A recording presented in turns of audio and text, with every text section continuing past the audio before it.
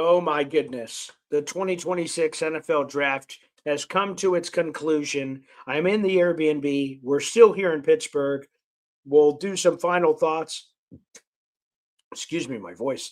Tomorrow, we will do a full recap of the draft with our draft analyst, Drew Beatty, go pick by pick by pick and grade the whole thing. But today, big picture, talk about what the hell the Jets accomplish and why, in fact, they're big winners coming out of Pittsburgh here. We'll have a special guest joining us. Boy Green Daily starts right now.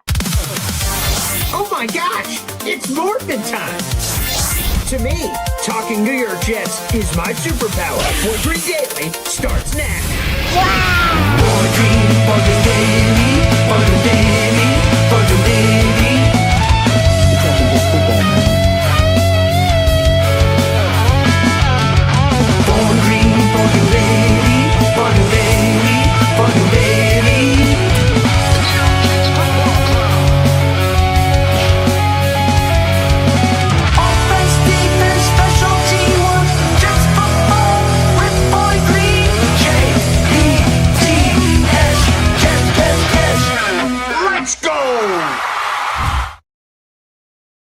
This was one of the greatest weekends of my life. I'm just going to throw it out there. I mean, I'm not sure even what to do with my hands or, quite frankly, what to say.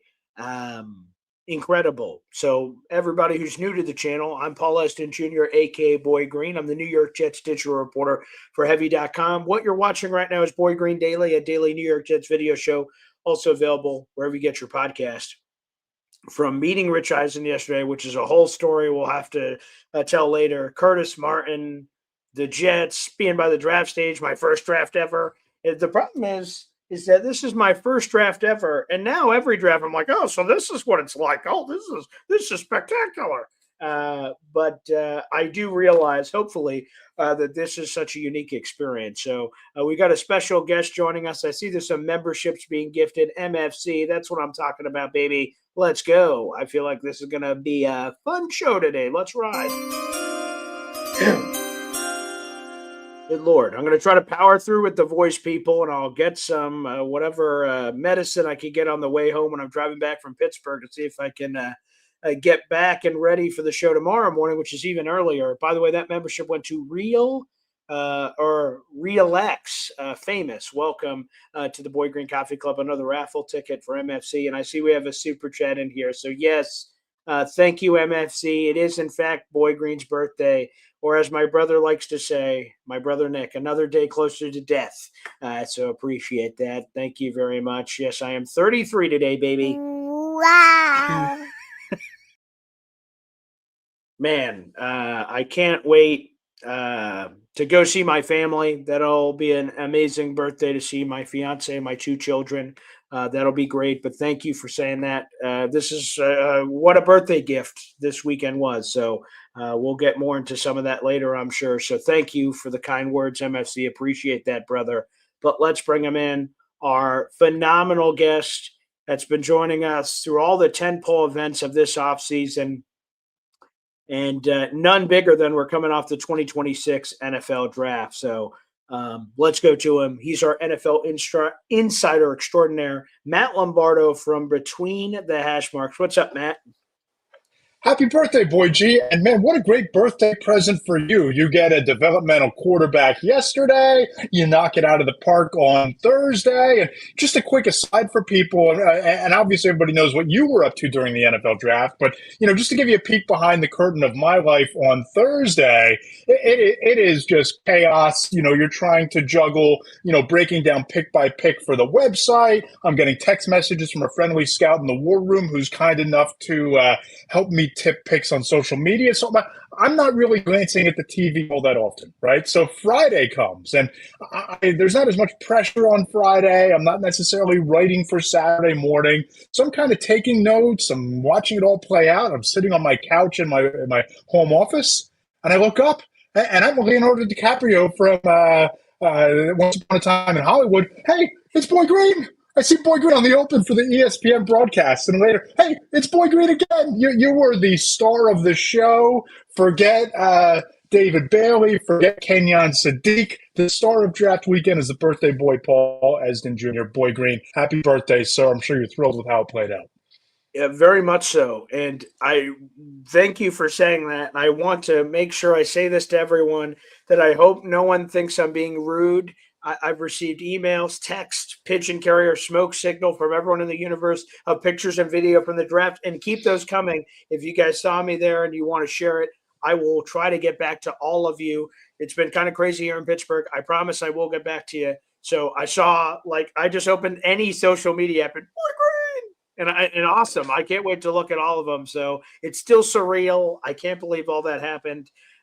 Like, I'm seeing people that aren't even not that I'm asking for it, but like people that aren't even highlighting me, they're just reacting. Like, someone sent me this reel from some massive Instagram account of someone reacting to the Jets pick, and the camera's pointed at them looking at the TV, and the TV's like, "Oh, Mark Cooper Jr." And then you just see me going, "Ah," and I'm just randomly in the video because that's what happened for the draft. So, oh my God, that is insane. So we'll tell all kinds of stories. I mean, oh boy, there's a lot to unpack from all of these different things. So we'll get to all of it here, Matt, and thank you for saying that. Let's get into this Jets draft big picture. Like I said, we'll go pick by pick by pick through the whole thing. This is the full draft, folks, in case you missed it. This is from ESPN. The Jets took David Bailey, Kenyon Sadiq, Omar Cooper Jr., D'Angelo Ponds, Darrell Jackson Jr., Cade Klubnik, Inez Cooper, and VJ Payne. So we will go through all of this player by player the whole way through on tomorrow's show with draft expert and analyst Drew Beatty on the show. But I do want to go big picture here, Matt, because we were texting yesterday, getting ready for the show and double checking travel schedules and seeing if the show was going to happen, and it was for sure. Is you thought the Jets were a big winner, and you're not alone. I was just reading this morning, in between. Oh wow, Mel Kiper gave the Jets an A- draft grade and said he's one of his favorite drafts that the Jets did. It seems like that's a sentiment. I will tell you, being at the draft and in all the craziness versus what I would normally be covering at home, I lose a lot of the attention to detail. So what people are perceiving the Jets draft and things, I'm going to catch up. And with 5.5 hours, I have plenty of time to listen to podcasts and interviews of people catching me up on what the hell they think about it. But Matt, you texted me and said that, you thought the Jets were a big winner out of this. Please tell us why. Yeah, Paul, I think the Jets were big winners from this draft, but the biggest winner of all might be the quarterback who they draft next year, because it really seemed like this was a concerted effort by Darren Muji, by Aaron Glenn, by Frank Reich to bring in weapons. And what did we see about this offense last year? It was slow as molasses. It couldn't move the football. It struggled in the red zone. So what do they go out and do? They go and get the big-bodied wide receiver and Omar Cooper, who can be the red zone target, the possession receiver. He's pretty good after the catch. You put him opposite of Garrett Wilson. You bring in Kenyon Sadiq before that, and there are some questions about his blocking ability. Nobody's going to be relying on Kenyon Sadiq to block, right? And you look at what they did in Philadelphia when Frank Reich was the offensive coordinator, and they funneled the offense through the tight end pretty often. Kenyon Sadiq can be the guy who feasts over the middle because of all of the attention that they paid over the top to Garrett Wilson on the perimeter. It's a big play, after the catch type of a weapon. And the first pick they make on Thursday night is you take David Bailey, who's the premier pure pass rusher that you get to plant there on your defense as your building block. I thought going into this draft, we talked about the needs. After what they did in free agency, you had to go and get pass catchers. Well, you got two really good ones. You had to get edge rushers. You got the best in this year's draft. You had to get a cornerback, and they wound up having D'Angelo Ponds fall into their lap on Friday. I'm not going to say he's a replacement for Sauce Gardner, but he's a really good boundary perimeter quarterback. Only allowed a 42 passer rating last year, and he's good in zone situations. So if you're going to play zone defense, he's a good fit there. May have to fix his stiff hips at times, but I really like the pick, and I really like the draft overall. I thought it raises the floor for this year, and it puts the ceiling on stilts for what the offense can be when they get a quarterback next spring. You brought up 2027. Let's work that into the conversation, because while Darren Muji at the annual league meetings may have said, we're not thinking about that. Yeah, you are, buddy. We know you are. But the question is this, Matt, because I'm sure it was the shock to all you guys watching, it certainly was in the draft room. My jaw fell on the floor. The Rams taking Ty Simpson with the 13th overall pick had me like, we were talking. So this Jets group, there was 13 people in our section. 11 of them were Jet fans. 2 were employees of the Jets that have to sort of oversee everything. So we had 11 people on planet Earth that were Jet fans that were in this group. On every pick, we would huddle. Hey, do you think they're going to take someone we think the Jets are going to take? And we thought the Rams would take a weapon, and they did, I guess, in a way, in Ty Simpson. But I want to ask you this. Did the Rams save the Jets from themselves? Because the Ty Simpson potential at 16, I don't know if the Jets would have taken him at 16, but by the Rams taking him at 13, it didn't even make it a temptation, which means they weren't going to take a quarterback until at least the second round, but maybe not even till day 3, which is ultimately what we ended up seeing. So did the Rams save the Jets from themselves, Matt Lombardo? I think it's a possibility there, but if you really liked Ty Simpson, and if you had any inkling that he was going to be gone before you went on the board at 16, with all of the future draft capital, if you're committed to Ty Simpson, you're taking him in the first round, you're forgetting about 2027, right? Like you're saying that, 2027 doesn't matter because I'm investing a first round pick in Ty Simpson this year. If that's the case, go and get him. Right? You're picking at 16, package one of those first round picks in 2027 that are like gold to teams around the league because people weren't high on this year's draft. I had agents, I had front office personnel, I had scouts telling me that nobody wanted to draft in this year's class because it's so thin. Everybody's eyeing next year. But if Ty Simpson's your guy, trade 2 first-round picks and go up into the top 10 and make sure you get them, right? Call the Giants. See if you can go up to number 10 for them to move back and get a first-round pick next year. They might have been thrilled to do it. I don't know necessarily that they saved the Jets from themselves because I think the Jets would have acted more aggressively to go and get him. And from the Rams' perspective, look, they're built to win now, right? And I'm not as down. I'm down on Ty Simpson, the prospect for sure. And we talked about it and why I wouldn't have taken him in the first round. But for that situation, the Rams are going to be a team that's going to be contending for Super Bowls this year and next year. That means you're picking 32, 30, 31 the next couple of years. Matthew Stafford isn't getting any younger. So from the Rams' perspective, I don't perceive any immediate needs on that roster that you had to fill. They're not going to be picking near the top of the board anytime soon. So I can get on board with the Rams taking Ty Simpson at 13, developing him, taking the Aaron Rodgers and Jordan Love approach, following that blueprint to quarterback development with Sean McVay. So while I don't think they saved the Jets from themselves, I kind of can get on board with the Rams of all teams picking him at 13. Yeah, I sort of went back and forth on that, myself, is that on one hand, I'm like, wow, this is a win now team to take a quarterback that you hope at least doesn't play this year or maybe multiple years. Like, that seems crazy. But to your point, are they ever going to be up here again? And again, it wasn't even them. It was the Falcons. It was a previous trade that put them in this position in the first place. So a unique opportunity to have another quarterback. And come on, if I'm Ty Simpson, I'm sure I wanted to play as quickly as possible. But sometimes it's sort of like your parents giving you something that you don't want to hear, but you probably need to hear. Is Ty Simpson going into the Sean McVay factory out in LA with all these weapons and get to learn from Matthew Stafford, one of the best to do it in this generation? There's a lot of worse places you could go. As a matter of fact, it's probably the best place for Ty Simpson. But with the Rams doing what they did, whether or not they saved the Jets from themselves or not, now with the Cade Klubnik decision, which I want to get to, the Jets didn't. Let me just say this before we get to Cade Klubnik, that Cade Klubnik himself is not going to prevent the Jets from drafting a quarterback next year if they want to draft a quarterback. If they would have taken Ty Simpson in the first round, it at least makes the waters murky. There's no murkiness. The Jets are going to ride out this season, see whatever the hell is going to happen. They have 3 first-rounders next year, and it looks like they could go get their quarterback. And whoever that quarterback is, today it's Geno Smith, and I imagine he's a happy man. Omar Cooper Jr., Garrett Wilson, Adonai Mitchell, Mason Taylor, Kenyon Sneak, Brees Hall. I mean, the offensive line. You go through all of it, and like Geno's pretty happy. I imagine whoever they bring in 2027 is going to be pretty happy too, because this situation is only getting better offensively.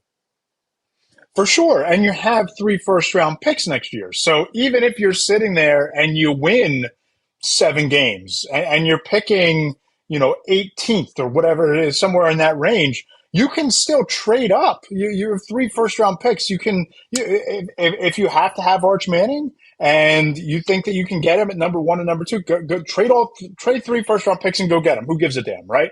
But what I like about what the Jets did with the quarterback is that they let the board kind of fall to them in the 4th round until there was value in Cade Klubnik. They didn't reach for him in the 2nd round. They didn't reach for him in the 3rd round. They let the board fall to them.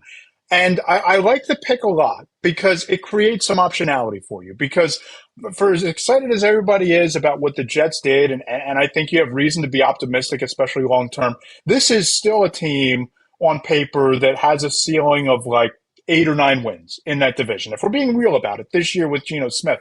But let's say that you get to December and you're eliminated from the playoffs and there's 3 weeks left. You can play Cade Klubnik over that final stretch of games. If you decide that Geno Smith isn't getting it done in week 10 or 11 and you want to play the kid, you can play Cade Klubnik over the final month or 2 of the season, similar to what the New Orleans Saints did, because even though they took him in the 2nd round, I don't know that New Orleans knew that Tyler Shough had franchise quarterback upside when they took him. I don't know that they took him with designs on him being the franchise quarterback of the future. The Jets now can plug Cade Klubnik in there late in the year, and they can evaluate him. And if it works out and he sets the world on fire and Frank Reich fixes him and he's more consistent and the footwork is better in the pocket, and you start to maximize some of the weapons you added this weekend, you can kind of think long and hard about taking 3 first-round picks and a deeper draft overall and building around Cade Klubnik. And if he's not the guy, okay, he's a young backup who's familiar with my system. He's in the room. He has 5, 7 games of experience, whatever it is. I'll go get my quarterback. And I'm happy with that, and I'm thrilled. So I think they created optionality for themselves, and I like the strategy a lot. And I'm sure I've only seen a small slice of it because, again, I was at the draft, so I'm not like just scrolling Twitter all day. So I don't know, but I saw an immediate response to my tweet in the video I put out of reacting. Like, I was there when they announced on the podium, the camera was on me, and I gave an immediate 30, 45 seconds on holy crap, Cade Klubnik. That wasn't on my bingo card. That's not the quarterback I thought they would take. I've seen him a bunch in ACC country. He's played Syracuse a lot, so I've seen a lot of games live of Cade Klubnik. But it seems like a lot of Jet fans were giving the Jets crap for this, saying, look where he was on the consensus board. Look at this. To me, with all due respect to myself, if I could evaluate quarterbacks, I'm sure I wouldn't be doing Boy Green Daily. I'm sure I would be somewhere else. So, with all due respect, I have opinions and I will share them, but these people are paid millions and millions of dollars to figure it out. They looked and worked out all these different quarterbacks in the pre-draft process, and they chose Cade Klubnik. And on day 3, to your point, they did use 2 fourth-round picks to move up, but it's because they liked him. They identified him to be the guy and thought the 4th round was appropriate value. Any Jet fan who's losing their crap out there, we're talking about a 4th-round pick, and I know 4th-round picks can be important. The Jets have had a lot of very important 4th-round picks. Shout out to Jericho Kotcher, one of my favorites of doing it. But this is a quarterback. They have evaluated that this is the quarterback they wanted. I'm going to trust their judgment. Frank Reich is a former quarterback. Bill Musgrave is a former quarterback. That's part of the quarterback plan that the Jets have chosen to do. And again, if it works out, phenomenal. You got your Dak Prescott in the 4th round. Then you have your quarterback. If it doesn't, okay. Sometimes you have to be willing to go up to the plate, grab the bat, and swing. Sometimes you're going to hit. Sometimes you're going to miss. This is the quarterback they picked. So I push back. I haven't seen all of it. I'm sure I've only seen a slice, but I've seen some aggressive pushback on this. But I don't get it. Cade Klubnik, if he's a long-term backup, that's a win. If he's a franchise quarterback, that's an obvious win. If he misses, like sometimes quarterbacks hit and miss, okay, that's part of playing the game. Yeah, and let's be real about this. People are getting all up in arms about trading up and losing an additional 4th-round pick.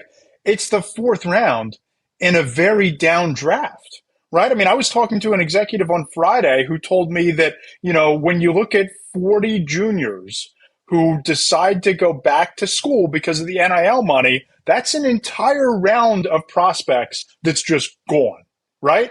And you talk to people leading into this draft, and they said that 2/3 of the picks in the 1st round are not going to have 1st-round grades. So once you get past like pick 14, 15, somewhere in that range, you're taking second round talent with a first round pick. So if you're trading a fourth round pick in a down draft for a quarterback who you like, who cares? What does it matter? It's not like we're talking about this as some historic draft class where you're going to be able to find, 3 Tom Brady's in the fifth round. And look, it's a quarterback. And I think that when you're evaluating guys like Cade Klubnik, I go back to the traits. I look at this. I had this conversation about Drew Aller a lot, right? It's the big arm. It's the, prototypical build plus mobility when you need him to. There's a reason Drew Aller was the number one quarterback in that recruiting cycle. There's a reason Cade Klubnik was a 5-star recruit coming out of high school. Sometimes coaching in situations in college, guys don't reach their maximum potential. Guys don't reach what they were supposed to be when they had those 5 stars next to their name. But you get them into an NFL program. You get them around a Frank Reich, who has a reputation for developing quarterbacks. Maybe he does fix the footwork. Maybe you're able, with the weapons that the Jets have assembled now and the offensive line getting a little bit better, maybe you are able to get him to be a little bit more consistent from the pocket. And if it doesn't work out, oh, well, it was 2 fourth-round picks that you invested. It's not like you took them in the first round and you're locked into a round 1 contract. You're not locked into 4 years with this guy, and you're going to have a chance to take your quarterback next year. So to me, it's a lottery ticket with significant upside. Which, again, is exciting. I said it as I was walking to the draft. I had the pleasure of being in this Airbnb, which is 10 minutes from the draft, so I had a lovely walk. It was pouring yesterday, but I said, we're at the draft. Who cares? So I didn't care about the rain.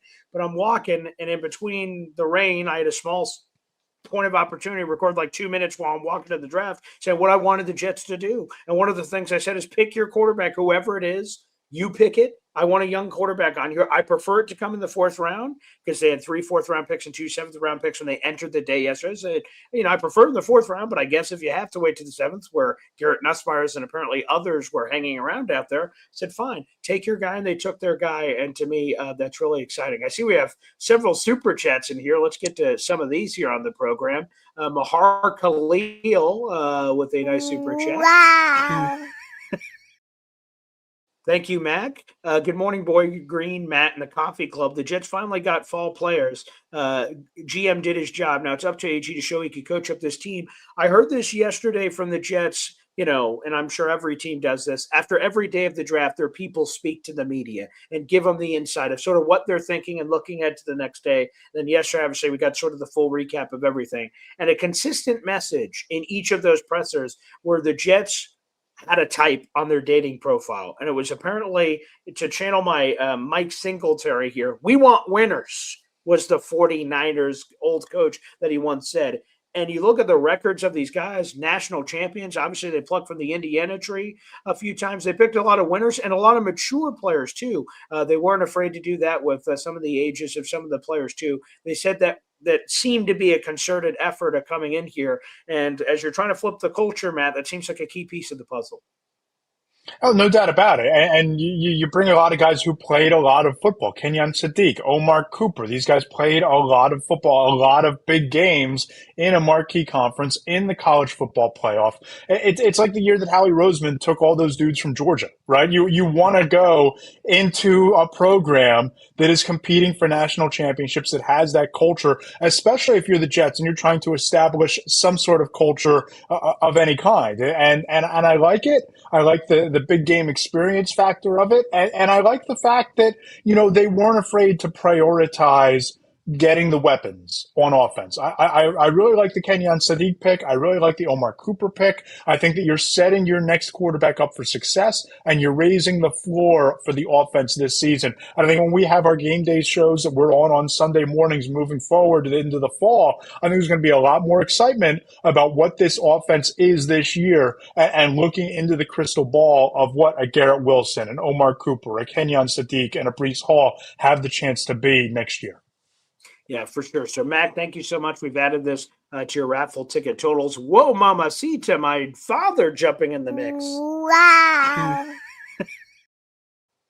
Amazing. A $50 super chat. Tip your waiter, for God's sakes. Happy birthday. Love Hop on Poppy, Momji, and Hey Hey, my sister. Thank you guys so much and thank you everyone so far. I woke up this morning at like 5:30 a.m. and I'm looking at my phone. My phone was already getting blown up with birthday messages from the family and friends and everybody in the universe. So I appreciate that. Thank you very much. And Hop on Pop, you've jumped into the top 5 in terms of raffle tickets this month. So appreciate that. And Mac Attack comes back with another one with a birthday shout out. Hey now. Wow. Oh, you're going to make me blush. Happy birthday, BG. Okay. All right. Get my Matthew McConaughey in here. That's terrific. Thank you, everybody. It's terrific. Again, I'm still in Pittsburgh. It's a beautiful day. This room actually has a nice balcony. I haven't used it much because I've been doing draft stuff, but it's a beautiful balcony out there, which is very nice. Pittsburgh's a beautiful city. So thank you guys for the birthday messages. This is sweet. Matt, I know we're running out of time here. We will continue the show after Matt. We'll stay on for another 30 or so minutes. We'll be here through like 8:30, and then I'll drive back home. That's the plan at this point. Matt, what else do you have to say about sort of the Jets' plan here, what the Jets did in the draft? Again, you talked about David Bailey, the best pass rusher in the draft. They added 2 weapons, Kenyon Sadiq, Omar Cooper Jr. being aggressive to move back into the first round to go get him. A lot of weapons here and tools, and obviously you talked about D'Angelo Pons there. In the second round. So it looks like the Jets got a lot of starters here. Yeah, and I really like that they have an identity now in the secondary. I mean, listen, Sauce Gardner was a premier talent. It was what it was. You got the offer that they received from the Colts. You have to take that every time. But you take D'Angelo Pons. We talk about the big game experience. We talk about him being a bit of a lockdown cornerback, and you pair him with Nashawn Wright, who had 5 interceptions last year. I think we're going to be talking about this Jets defense a lot differently because of the pressure that David Bailey is able to apply up front, along with some of the offseason additions they made in free agency. And you've kind of started to rebuild that secondary room with some young and ascending talent. So I thought that Darren Muji had a plan in this draft. It was get the playmakers early, capitalize on the thinness of this draft overall by loading up with the players at the top of the first round, and then go tactically and surgically shopping for needs. Get the corner, get the quarterback of the future, get an interior offensive lineman. I thought that they did really well for themselves, and I think that we might look back on this in 2 or 3 years and say that was the draft class, that was the offseason where the corners started to be turned for the Jets. Hey, I hope so, because I was there, so I'll remember that one, especially forever, baby. That'd be terrific. Well, Matt, I'm not sure which to recommend more, getting a drink or getting some sleep, or maybe both after the draft, because I know that's a lot of work there at that Substack link that you see right there on your screen, Matt Lombardo, NFL.substack.com, for people that are going to check it out. But please give some plugs, and our next tentpole event together will be the schedule release, which is going to come out in the middle of May. So the NFL knows what the hell they're doing. The draft, we're going to have draft report cards and all that kind of stuff. Let that simmer, then boom, schedules here. So they have the schedule, calendar, OTAs, practices, all that stuff. They have that well scheduled out here. But what the hell is going on here with the Substack, Matt? Let people know. Yeah, come on, check us out at Between the Hash Marks on Substack. Tomorrow is 4 Downs. It's my all-encompassing column. I have breakdowns of the drafts I liked the most. The Jets are at the top of that list. Have some insight from executives in terms of the draft overall. Talk to multiple people about Ty Simpson and his fit with the Rams. I'll have a podcast tomorrow afternoon with my colleague Mike Tanier on the Between the Hash Marks podcast. You get that as a subscriber. And through the end of April, if you come on board as a paid subscriber, you'll save 20% off forever. That's the price you pay till the end of time. We're not building this for the next quarterly earnings report. We're building it for the next quarter century. So as long as you want to get the insider analysis and reporting, the 20% off is what you'll pay forever. We're going to have the mailbag on Friday where you can send your questions to me.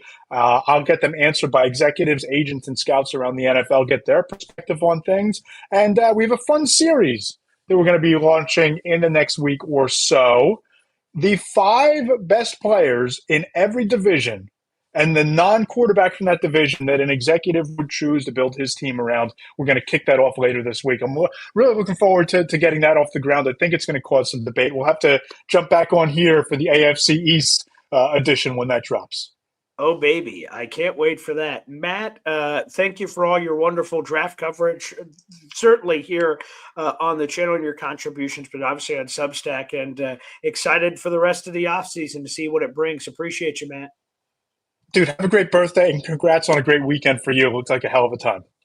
That it was, Matt Lombardo. That it was, again, from meeting Rich Eisen. And yeah, like I said, we'll talk about that story. We'll see if that happens today or if it's at a different point. But unbelievable. Again, there's overflowing amounts of stories of things I've been able to tell, things I haven't been able to tell. We'll do all of that.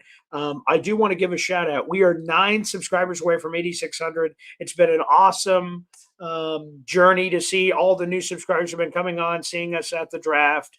And that's been super cool. So thank you, everybody, for jumping on the train. You won't regret it. We give you daily New York Jets content, at least one video every day. And oftentimes it's a lot more than that. So please make sure you guys subscribe to the channel. And if you want to do me a favor, hit that like button, people. We got 400 people in the room, including 200 of the 400 watching right now on YouTube, baby. It is my birthday. I just turned 33 8 hours ago, apparently. I'm in Pittsburgh. I've had a hell of a time. My first draft ever. I got to go as a fan. And man, I had never gone any which way, fan, media, or anything. This is my first draft ever. And this is amazing. And again, a couple of things here. I see we have super chats coming in. I also want to give a shout out before we get to our next guest here to my, I thought I grabbed this here. Yes, I did. My brother Brody update.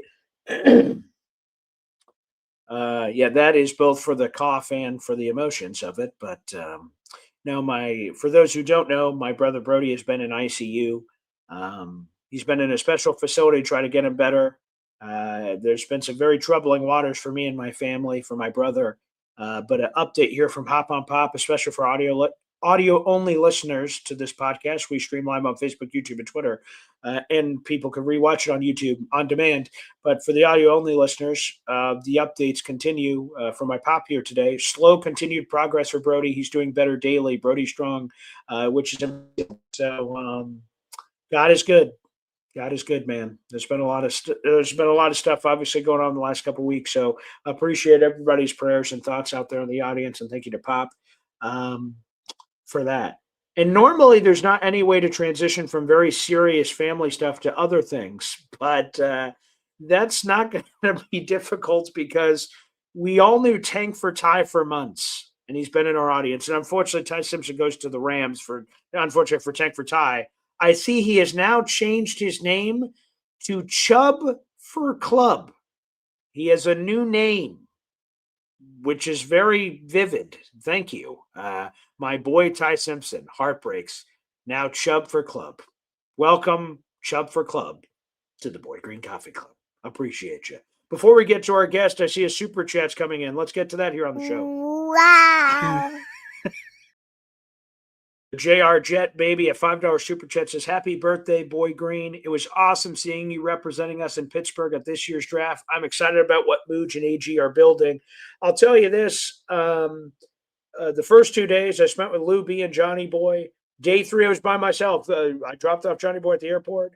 Lou B went off to the airport on his own, and I just went to the draft. I walked to the draft, and I was sort of walking around, and I did some early stuff, right? The Jets have all those 4th-round picks, so I'm covering the picks. And then the Jets don't have a 5th-round pick, and they didn't have a 6th-round pick until they made a trade later. But it was at the end of the round, so I just had a big chunk of time, and I'm like, now what the hell do I do? I mean, like, you keep watching the draft because I'm a draft fan, but, like, so I'm just sort of patrolling and walking around. It's a big, like, complex. You could go a lot of different places. And people were stopping me trying to get my Jets thoughts on picks and stuff. And they were both Jet fans and Steeler fans and everything. And they'd be like, hey, what do you think the Jets are going to do this year? I'm like, we're winning the Super Bowl, baby. What the hell do you think we're going to do? He's like, I don't know. It hasn't happened in like 50 years. And I said, so we're due? And he went, well, I guess so. So hell yeah, baby. Hopefully I was representing you guys well, whether on camera or off camera, to Jet fans. I know how lucky I was to be one of only, think about this, in that jet section that was 15 feet from the stage, there are 13 people in that section. 11 of those were Jet fans. 2 of them were employees to the Jets. I was one of 11 people on planet Earth that were 15 feet from the draft stage as a Jets fan. I pinched myself for what that was. So, and all those moments are genuine that you see on TV. That I'm giddy, screaming Jet chants. Obviously, you can hear my voice screaming Jet chants and everything because there's so many people at home that didn't get the chance to go to the draft at all, let alone be in that position.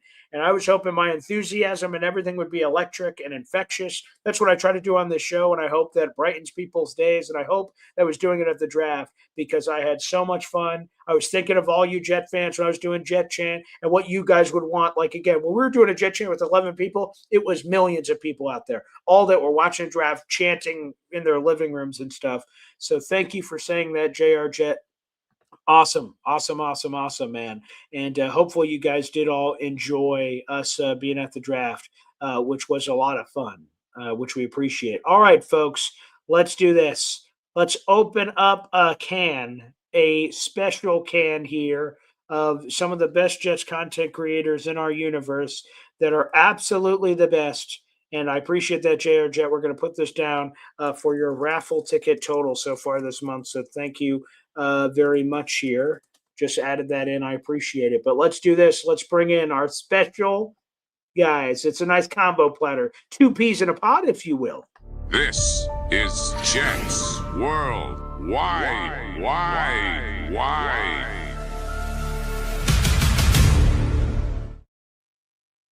And what better way to bring these guys in than a Chubb for Club gifted membership, baby? Yes, of course. Beautiful. Johnny boy, I know you were doing this when we were together. Do you want to read Chubb for Club, where that went, buddy? Yeah. There you Chubb go. By the for way, Club. is that a draft hat you're wearing? What is that? Oh, Jets hat. Okay, I couldn't see it. I'm blind as a bat, so wonderful. But it is a beautiful Jets hat, though. So great. All right, come on, give us Chubb for Club. Chubb for Club. Gifted a membership that went to Tony DeFilippo Jr. 5930. You are a coffee club member. Welcome. And make sure you thank Chubb for Club there. Chubb for Club, baby. He has entered the proverbial octagon, which I love.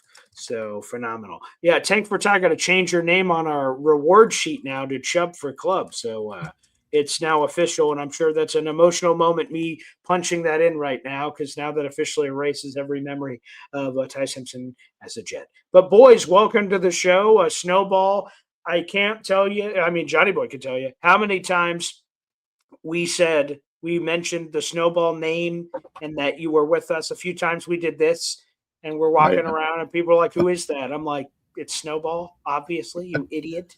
And my ears we're thinking about you a lot, buddy. Ears were ringing all weekend. Thursday, Friday, Saturday. Ears were ringing. But first and foremost, I would like to say, excellent news to hear about Brody. Really, really happy to hear that he is on the upside. So the trend is your friend. So we're hoping that the trend continues. Yes, sir. Secondly, happy birthday. 33. You, I mean, what the hell kind of a birthday weekend did you have? I mean, holy cow, that's amazing. So so happy and great to have Johnny Boy home. And was talking to him last night. So he was sharing some stories about what happened. And I won't repeat it on air. So, we'll keep that on the down low because what happens in Pittsburgh stays in Pittsburgh. So I'm kidding. But yeah, so happy you guys had a great weekend. You're not kidding. You're not kidding. Hey, BG, happy birthday, bro. Thank you, sir. Dude, I'm so happy for you, man. Seeing all the stuff that occurred up in Pittsburgh. Dude, it was awesome. And then I saw the Rich Eisen, and I was like, dude, BG is probably going nuts being able to actually have him that close to him. Dude, it was a surreal experience, even all of it, and you deserve it, man. So you're a great dude. Anybody that's gonna have the chance to meet you, especially when you get ready to start doing your tailgate, they'll see what we're talking about. And shout out to Lou B too, man. Like Lou B's 100%. another one that it was us three, man. It was dope. It was so much fun. And dude, I don't know how Lou B got back home and went straight to work, man. Dude, I'm still exhausted. BG, I don't know how you're about to, so but can I share one quick story real quick for you, Yeah, BG? I'll just say this real quick on the tired aspect. So I just said, and that will lead perhaps to later stories we'll have to share about my sense of direction. But I decided when I was by myself yesterday, I said, Ubers are for pussies. I'm gonna just walk to the draft both ways, like to and from. And it ended up being, it's not quite like it's 10 minutes via car, but walking, it's like 20 minutes or something on the GPS app to and from. I said, I'll save a few shekels. I'll be able to walk to the draft, walk back to the draft. And oh, dear Lord. Yeah, when I finally dragged my fat ass up here, I just had to kick the feet up for a second before getting back to work and doing stuff. So, oh my God, it was incredibly tiring, but probably healthy for all the walking. So that was good. So very happy for that. But no, I have no idea how I'm operating. I told someone else that thank God that the draft on day 3 ends at a somewhat reasonable time. Like I didn't get back to this place at 2 a.m, thank God. So I was able to have somewhat of a regular sleep, thankfully. So some more work to be done. But no, you want to tell a story? I love stories, Johnny Boy, normally, but sure, go ahead. Yeah, and it'll be very simple, very quick and easy. Myself, BG, and Lou B are in the car, and let's just say that we had a Austin Powers moment in this one alley up in Pittsburgh, and I'm gonna leave it at that. That's really about it. That's all I'm gonna say. So, so Yes. which part of Austin Powers? I'm gonna let everybody use their imagination. Yes. Yeah. Cool. Yeah. No? Yeah. That did happen. Actually, let me see if I can see. Let me see if I can find it. Snowball, you would have been laughing with us, man. Oh my goodness, dude! It Someday was in the future. oh man, dude, you would have been rolling. So it was so fun. And then, dude, just like Lou B, just I mean, both of us, we were breaking his balls the whole entire time. Let's just say that I felt that his driving skills, he might need to go back to the DMV and have a monthly, check up on his driving. One way is not exactly necessarily one way all the time. This exactly is what happened to us. I lie to you not. This is exactly what happened to us. And dude, and then the funniest part about it, once you really get to know BG is literally saying parts of this movie. He's just saying it, right? He's like, oh, man, this is definitely Austin Powers. Yep. Damn it, dude. And I'm busting out laughing right next to him. Lou B's in the back, just rolling. And we're both like, yo, PG, you're about to hit your car, dude. He's like, but I didn't. I didn't hit the car though. That's the most important piece of the story. Because of the cameras. Thank goodness with the beeping sounds. Hey, thank God. I felt a lot better about it. Yeah. I'm still trying to figure out how it's a 20-minute walk to the draft. Okay, I don't know the math, and a 10-minute drive. Like, you are fast, dude. I don't know. What's your 40? Well, that they should have timed. That would have been very good. All right, I'll tell one story, and then we'll get into all kinds of Jets draft stuff. So I'll tell the Rich Eisen story. I haven't told it anywhere yet. So again, there's this mass. If you're, I don't know. Some people I know my partner on the digital show, Jim Lurch. He's not at his couch for every pick of day 3. I normally would be if I would have been home. But there's a gap. The Jets trade, move around. Now they don't have a pick for 100 picks. Now, what do you do at the draft?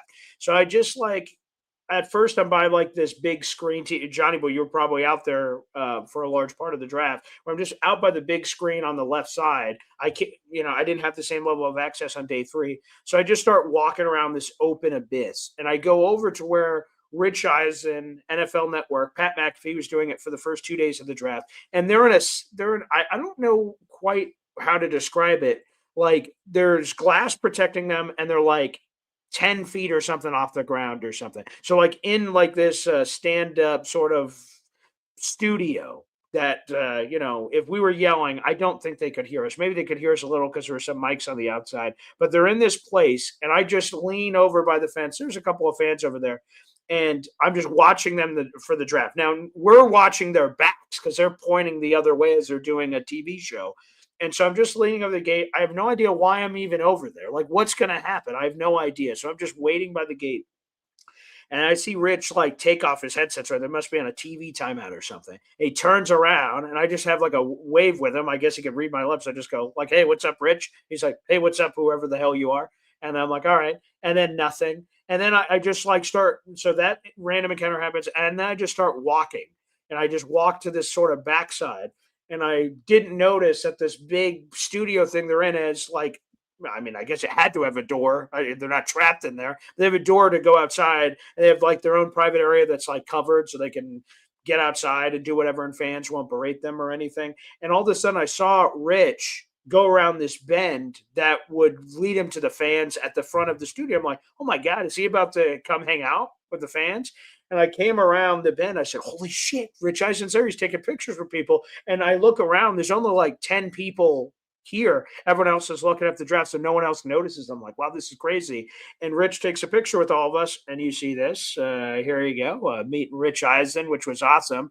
And so I meet him, but I know there's a line behind me. So I just sort of meet him, say, hey, Rich, what's up? And then take a picture, and then I move aside. But I wait over after they all finish to see like if I could talk to him for longer, because I felt like I would have held up the line if I talked to him for more than just, hey, here's a picture. So the 10 people come through, they get their pictures, and they move on. And then Rich is coming over, and he like sort of gives me the eyebrows of like, oh, did you want to say something? Did you want to do something? And then I just come over to him, and I shake his hand again, and I just told him, and this is going to sound, I already got a lot of tweets about it, like, Jesus, dude, like, don't hump his leg over there, for God's sakes. He's a human being like everybody else, but this is a guy, I watch his show every day. I've watched it since its inception. He's been doing the show for like 11 years. And he comes over to the side, and I call into the Rich Eisen show. And people think I'm doing this for some bit, but like no one knows. With all due respect to myself, if I'm like, hey, I'm Boy Green, when I call into a show, I don't say I'm Boy Green. I say I'm Paul from Syracuse. I'm some random person anywhere in the universe. And I tell them I'm Paul. I'm the guy that calls on your show all the time, Paul from Syracuse. Yeah, that's me. And I said, I love the show. And there's all these guest interview spots you do all the time. And I love them. They're appointment viewing. And he's, so he shakes my hand, says, thanks for that. He was really genuine. I think that's the word to use for sure for him. He just spent time with everybody, no matter what they want. A picture, to give him a shot about his 40-yard dash time. He laughed and did jokes. And then, I met him, and he just said, well, make sure you call into the show this week. Let's have a conversation about it on air. And I'm like, what the fuck? So, yeah, Rich was just super cool. And so this was one of those geek out moments. Everyone has them with random people.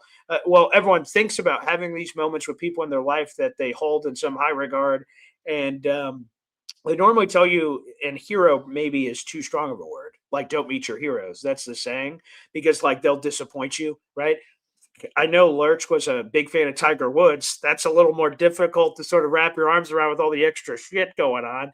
But like for Rich to meet him was awesome. So, oh my goodness. In my life, I've sometimes met people that I put on a high pedestal, and they ended up being dicks or like terrible people. And I'm like, oh, that sucks. I wish I would have never met them so I could just play in my fantasy of what I thought these people were. And so Rich was the man. Rich was awesome. So there you go. Rich Eisen, it happened. So day 3, I was quite, Johnny Boy, I told you this. This is going to be a very vulnerable moment. I tell you about this day 3, like all of a sudden I'm having second thoughts when you guys aren't going to be there anymore. I'm like, what am I going to, I'm just some random guy. What am I going to do at the draft by myself? Like, oh, this is stupid. Why did I do this? Why did I spend an extra night at an Airbnb? I could have went home to my family and did draft work from there. I can't even write stupid articles because I'm not a media member. So I'm just like, what am I going to do? I'm feeling super like in my own head about it. And then that moment happens. I'm like, thank you, gods, because that wouldn't have happened on any other day. They were too busy. But day 3, things get a little looser. That happened. So that was the coolest thing of all time. All right, Things enough happen for a talking reason. about me and my rich eyes and meetings. I'm curious for you guys in the draft. Again, tomorrow with Drew Beatty at Iron City Film, we're going to be talking about every single pick, break it down. He's going to grade them all. I'm afraid what he's going to say about Drew Beatty, but we will do that later. But let's go to you first, Snowball. What did you make of the Jets draft? What did you like? What'd you hate? What sort of your takeaways on the old Jets draft here? Yeah. Listen, it's been said over and over again, but the first pick, like, all arrows pointed to Reese, and all of a sudden the Bailey pick comes in. You understand it, but you're kind of confused.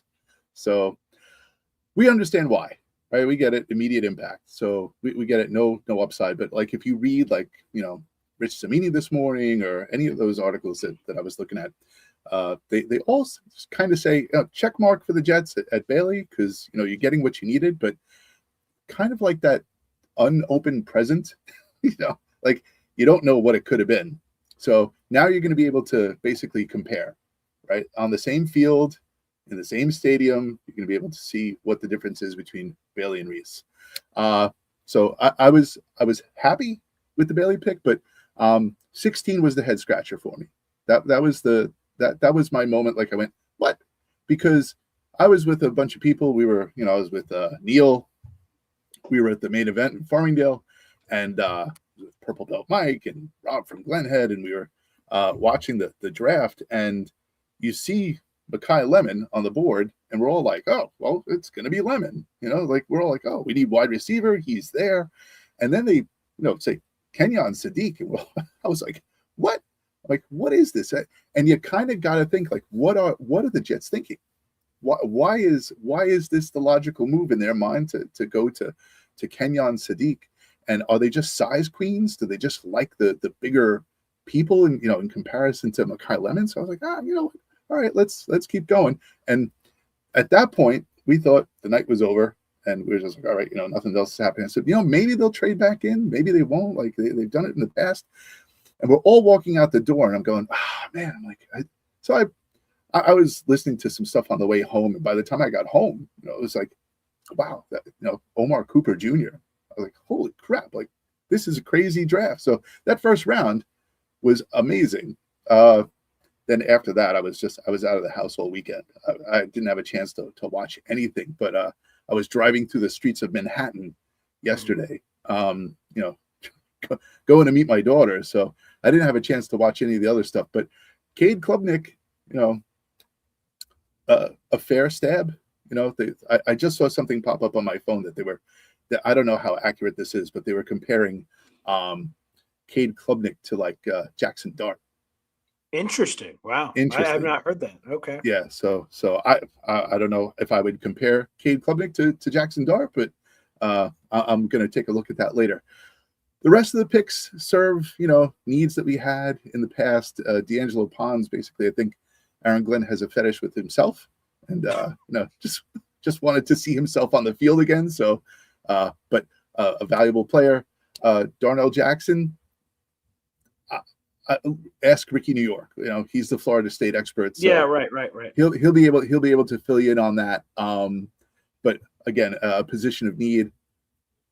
Someone to bolster the line, and as Cooper, his stats ring true. Like if you really look at that, not letting up a pressure, like that's pretty interesting. So to have him as a potential backup, and then I just love Payne. Like what better name to have on the back of your jersey than Payne? So if he pans out, that's going to be the jersey of choice for a lot of people, or just what Jet fans go through on a yearly basis. That's also true. What's your prediction, Payne?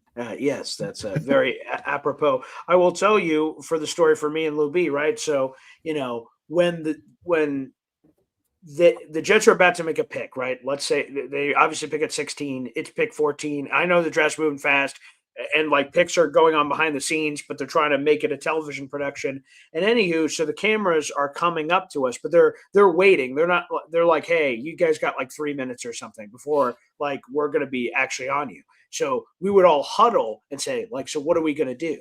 Obviously the Jets' chants are pretty self-explanatory of how that's going to work, but we would say, hey, Do we think it's going to be a certain thing like Arvell Reese? We had this Reese chant if it was going to happen. It didn't. So that all fell apart. And then to your point, Snowball, we all said, like, ooh, Makai Lemon, that's going to happen. It's going to be the pick. Let's work on a chant, Makai Lemon. And we worked it all out and didn't mean anything because he wasn't the pick. So we were anytime the only one we got to yell was the Curtis Martin chant because we knew he was actually coming on stage. But every other chant that we had Arvell Reese, Makai Lemon, all of those failed miserably. Everyone we were going to have never panned out, unfortunately. So yes, that I did want to share that all of our chance for potential moves or making anything happen, that all flopped on the deck like a fish. So can confirm that. I will say one observation here, and then throw it over to Johnny Boy. Just again, because of me being at the draft, I've heard like no analysis from anyone on this draft outside of what Matt Lombardo just said and reading maybe one or two things, but really nothing. So I have no idea what anyone else has said. So my thoughts are untainted by whatever could have happened. Me looking at this, a surprise, where the hell was the off-ball linebacker? Whoa, they must love Jamie Sherwood, or it just didn't happen. Right? Like they wanted to take one, but the cards didn't come in. So that to me, as I'm just looking at this overall haul on our screen of edge rusher, tight end, wide receiver, corner, defensive tackle, quarterback, guard, safety, is that for the most part, they played the hits. We needed a pass rusher. Tight end, they could have not had, but that's more weapon than tight end, I suppose. Wide receiver, obviously. Corner, I was telling people that it was a bigger need than people thought. Defensive tackle surprised me. I did a video about it. I thought they were pretty well stock and barreled at defensive tackle, so that one was surprising. But hey, Carl Dunbar, all right, man. You think he's great? Great. Phenomenal. Terrific news. But yeah, the one that surprised me from this list that isn't here, probably the biggest surprise as I'm looking all the way through it, unless I'm missing something else from being here, is off-ball linebacker. So I was sort of surprised they didn't go in that direction at some point. But Johnny Boy, what were your overarching thoughts, especially day 3, since we didn't get to talk to you about that? Dude, I am like, I have no complaints about this draft, if I'm going to be honest. Maybe I would probably say it is the linebacker conversation itself, but.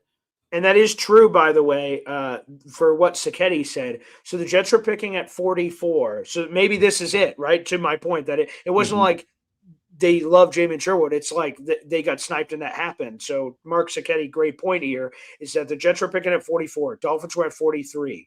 They take Jacob Rodriguez. We all groaned because, again, another chant we were working on, Snowball.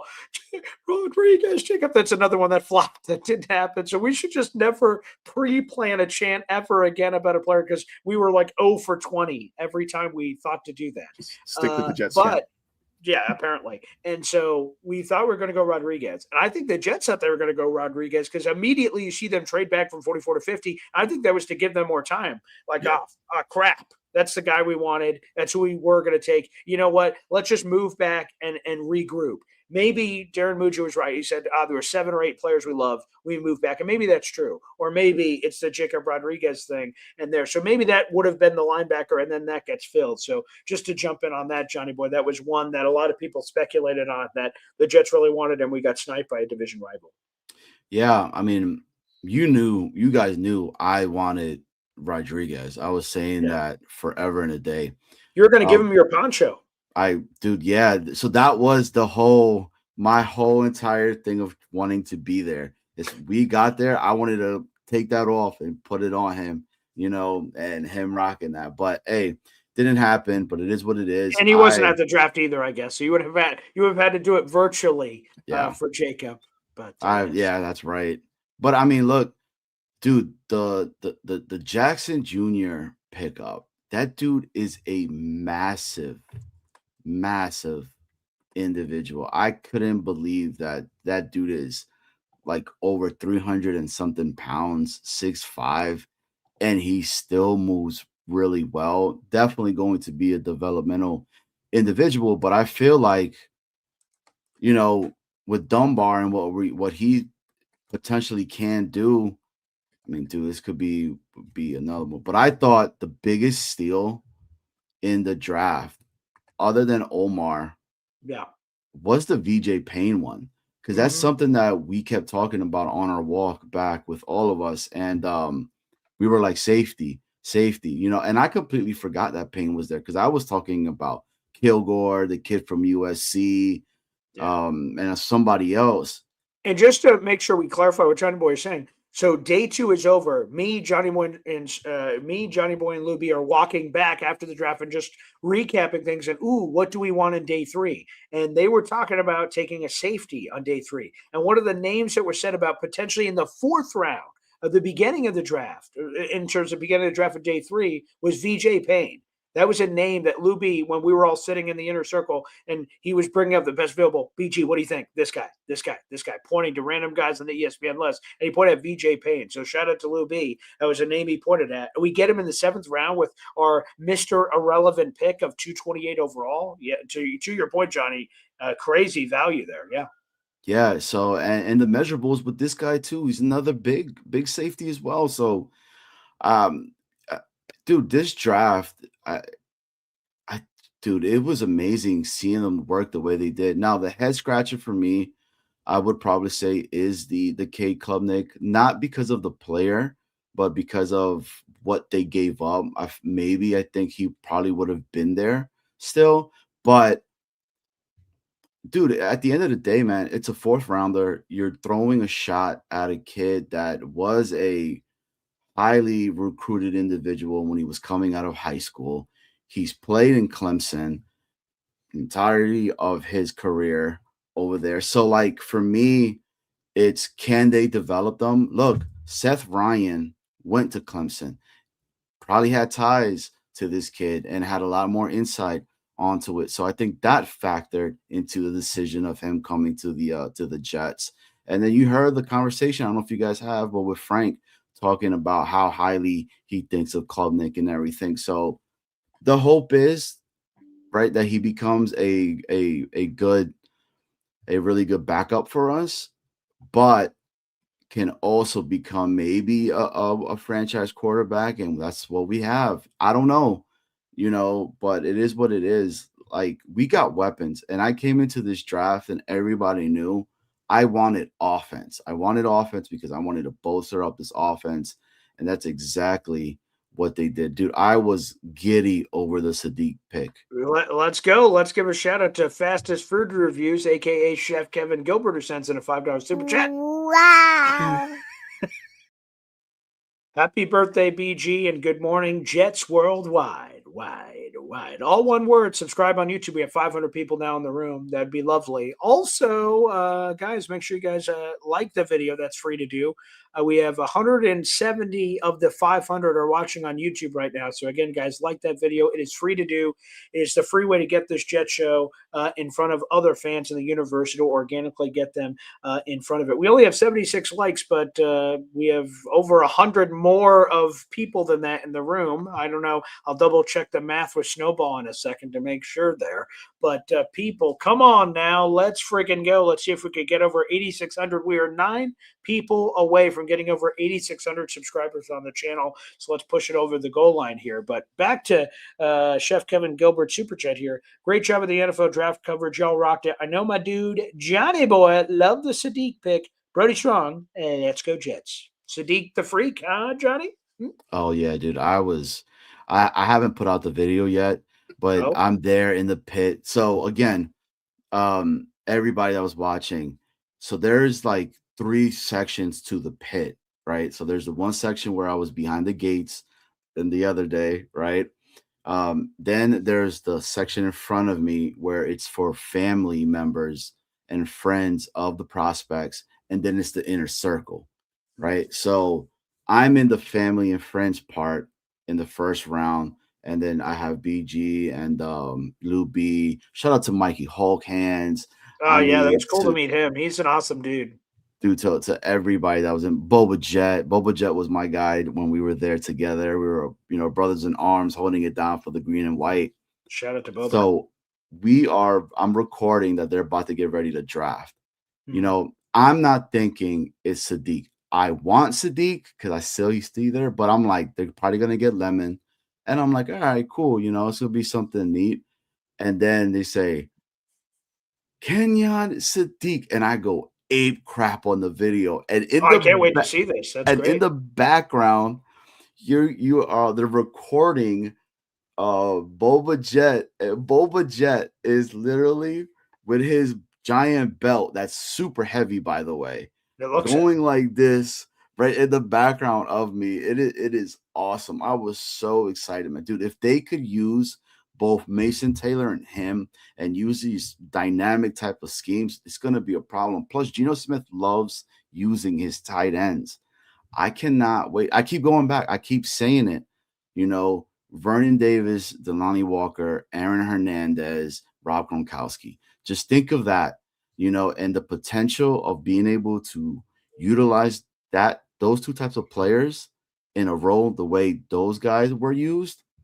And Frank Reich has had 5 Pro Bowler tight ends with him, I just hope, man, and I love the dude and then the pounds. Well, before you get to Pons real quick, I just want to say real quick here on the tight end thing. Here it is in its simplest form. If Kenyon Sadiq, this is probably the wrong word to use, but if he cock blocks Mason Taylor at all, like it just becomes the Sadiq show and Mason Taylor like fades off into the distance, that's going to be incredibly disappointing. I obviously want whoever can rise. But if that blocks out Mason Taylor, that's a very disappointing result, which would go back to Snowball's point of wanting a wide receiver versus the tight end, because then Mason could have had more of a rep. If the offensive coordinator, in this case, Frank Reich, is creative enough, which I would assume he would be, drafting Kenyon Sadiq 16th overall, that he has a plan on how to use them. Darren Mucci talked about this pre-draft in his pre-draft presser, that Darren Mucci and AG were in a room, and one by one, every coach came in, position coaches and coordinator coaches, what's the role of the player that we would potentially draft? And obviously they talked about Sadiq and Pons and anyone else in the universe that they could have potentially drafted, and laid all the cards on the table and said, if we take this guy, what's his role? So Frank Reich must have sold them on whatever that role would be, because they took him with the 16th overall pick. It works out great if it is Hernandez, Gronk, 12 personnel, and you have 2 tight ends that are killing it, and defense are like, crap, what do? I can't put a corner on him. He's going to get bullied. I can't put a safety on him. He's going to get boxed out. I can't put a linebacker on him. He's going to blaze past him. So, if defenses have to make those kind of decisions, that's great news for the Jets. But if it blocks out Mason Taylor's development at all, that unfortunately is a negative impact of all of this. But by the way, another shout out to Chef Kevin Gilbert. Thank you for the $5 super chat. But yeah, get some Pods action. Come on, let's go skinny dipping in the pod here. Dude, I was so I want to put this out. So myself and Snowball, we did a mock draft, right? We did a mock draft in the very beginning, and we had D'Lo being there. Then that's one of the guys that you had him being there. Where 44 at 44. Yeah. And we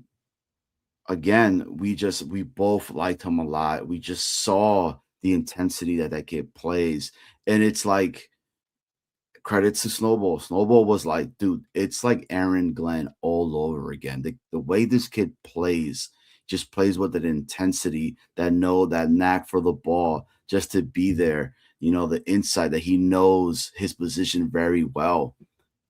And I'm gonna call him D-Lo, because everybody's calling this kid D-Lo, and I was cool. If that's his nickname, I'll call him whatever he wants. Yeah. I was pumped seeing that. And then, right, not only that occurs, but then we go ahead and we see, you send me the video of you guys with the whole chant, and then bro, and I'm in there going nuts too in the back, in a sea of Steelers, by the way. Yeah. And BG, I have to say this about the Steelers community. Yo, they're real good people. They're real good people. Like, I have to admit. And they cannot stand a man that used to play for the New York Jets. Them dudes cannot stand that guy. I don't even want to say his name, but they want Will Howard to start for a while already. And so, yeah, so if that tells you anything about that.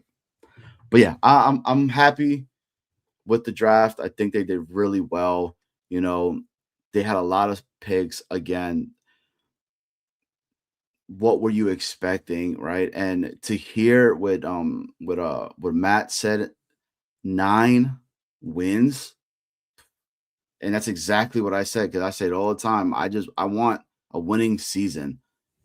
Let's go, dude. I'm excited, man. And having those other players that came in, VJ Payne, Inez Cooper, Jackson Jr., right? A lot of these guys are very like, they're dogs, man. So I can't wait to see how they're going to utilize a lot of these players. And the hope is that they all are, they are contributors from the very beginning, and we'll go there. Here's the pond singer you're talking about, Giant Boy. Okay, I'm going to play it. I won't play the audio because we don't have the rights, but here you go.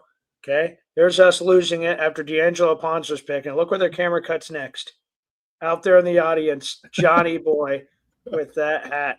And it was so crazy. What are the chances that they were with us and then they just jump right over to Johnny Boy? And okay, I want to play a game. All right, I'm going to show you guys a picture, and you tell me if you know who this is. Okay, so I'm going to go full screen. Okay, I'm going to show you a picture real quick, and you tell me if you know who this individual is. Okay, who do you guys recognize? Whoever this is?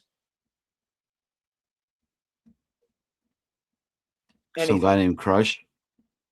Okay. No, I can't. I can't. He has his eyes closed. The sides. Yeah, because that normally gives it away with eyes. Yeah. That's Maui Goa. I don't know. Who is it? No idea. No, it's okay. All right. Well, that makes me feel slightly better. You guys didn't immediately name whoever this was. It would make me feel worse. Okay, right? Boy Green's like, oh, what the hell do I do all this time? There's 100 picks. So I mosey my ass over to like a side place where they have food. And if anyone in the audience, right, I'll put it up one more time. If anyone in the audience thinks you know who this is, I'll show it one more time. Here's this individual. Does anyone know who this is? This person I'm showing up on the screen. Audio only listeners, I'm sorry. You'll just have to picture it with your mind with no details whatsoever. I'm showing an individual on the screen off my phone. If any of you knows who this is, comment in and let me know. Okay? Is it McCoy? No, it's not McCoy. So good. I'm glad you keep getting bad guesses. It makes me feel better. All right. So anywho, I mosey over to the snack section. I didn't eat. I have no other choice. I have to eat out there. So there appears to be local businesses are selling the food. So I'm going by and I'm looking at food. And this person, okay, he says, Hey, Jet fan, come on over here. I'm like, all right, what's up? He's like, try this. And it's ice. It's like basically their whole thing. The business, I'll give them a shout out here, is Tennessee Crush water ice. So on a spoon, they have what appears to be, it looked like mango to me. I don't know what the hell it was. And it's just smoking, but it's on a spoon. He's like, try this. I'm like, I don't know, man. I don't know who the hell you are. You're trying to get me to try this random stuff on a spoon? But he's like, come on. Like, basically, don't be a puss. I'm like, he picked the wrong person, right? Yeah. So, yeah, he did. And he bullied me into it. I said, all right, fine. I have a story for that. Well, that'll be another thing. And anywho, so I try this stuff. And it tastes like mango. It like melts in your mouth, turns into mango. And I'm like, wow, that's really good. He's like, I told you. I'm like, okay, cool. And then I look at him and I'm like, God. In my head, I'm like, God, this guy looks familiar. Like, man, I'm pretty sure I think I know who this is. But I'm like, what would he be doing working at a stand? That doesn't make any sense. So I'm like, you're an idiot, Paul. Don't even say anything. Because like, it's going to be embarrassing. Like, hey, you do this? And then, no, you dumb bleep. So I'm like, all right. I just put it in my head. We had that experience. We talked for another minute, and then I leave. But I followed him. Like I said, oh, is this your guys' Instagram or something? He's like, yeah. And I'm like, oh, scan it with your phone. And I have like 500 followers. I'm like, wow, you guys really need more followers. He's like, hey, spread the word. I said, yeah, I will. And I go home. Or Airbnb. I go to my phone because like a notification from this Tennessee Crush Water Ice place pops up. I'm like, oh, let me watch this video. And at the beginning of the video, he says a name of a Jets player to these random people. It's filming him at the draft talking to these random people. And he mentions the player's name that I thought he was. And he was like, yeah, I heard this guy's really cool. And I'm like, wait a second. Is that him? Folks, this is Avery Williamson, former Jets linebacker. And wow. oh, I'm an idiot. So he was talking to me. He said, "Hey, Jets fan, come over here." And in my head, I'm like, God, I feel like in my head, I was like, I think that's Avery Williamson, but I don't want to be an idiot and say, "Hey, are you this?" And then it's not. And I look like a moron. So, my father was in my head. So I'm like, I can't do it. And I go home and I'm like, oh my God, that was Avery Williamson. God damn it. So a Jet player was talking to me. A former Jets player. He was within feet of me. I would have asked him all kinds of Adam Gase stories. So it probably was for the best that I didn't fully recognize him, I guess. But oh my He fed God, you ice what an cream. idiot. He fed you ice cream. Like you got fed ice cream by a former Jet.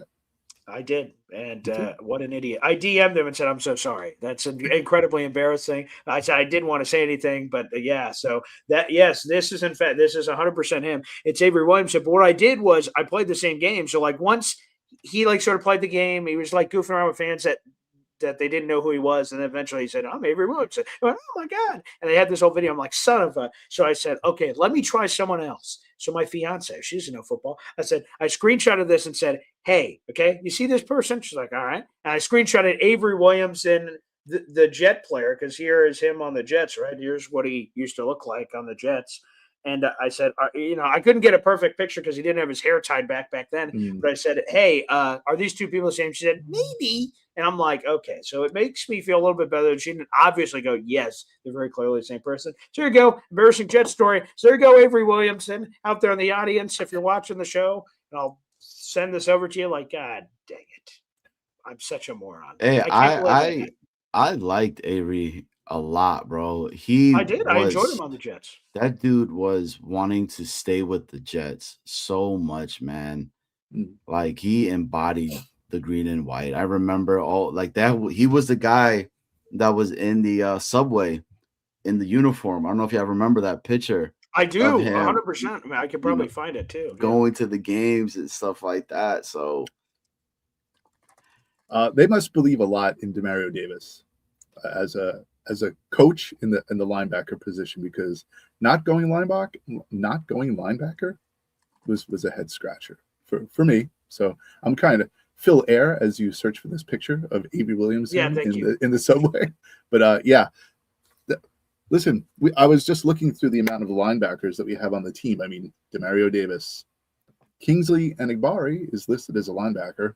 Kobe King, more pass rusher. So yeah. But Ochen Mathis, Francisco Marigoa. Johnny Boy met him. Yeah, dude, there it is, by the way. There's the picture of Avery Williamson in full Jets uniform riding the bus and or train or whatever. And oh my God. So yeah. Wow. Oh, look, Aaron Rodgers is right next to him. Did you see that? Oh, look. That's amazing. Who would have known? Yeah, that's great. So, I was surprised by the lack of linebacker. Maybe they just got blocked by Chico Rodriguez. But was that the only linebacker they liked the entire class? Like, it was him or bust? Well, the Jets are not taking a linebacker. Like, huh? Puzzling. Right? So we'll see what else they do. Maybe there's a move to be made. I saw, again, these are some of the things I also missed during the draft. D. Winters, who a lot of that was actually Alon. I don't know where Alon's like on a missing persons report, but wherever the hell he is, he was one that said the Jets should flip a pick to the 49ers for D. Winters. And I saw that did happen in the middle of the draft. He got traded for a random pick.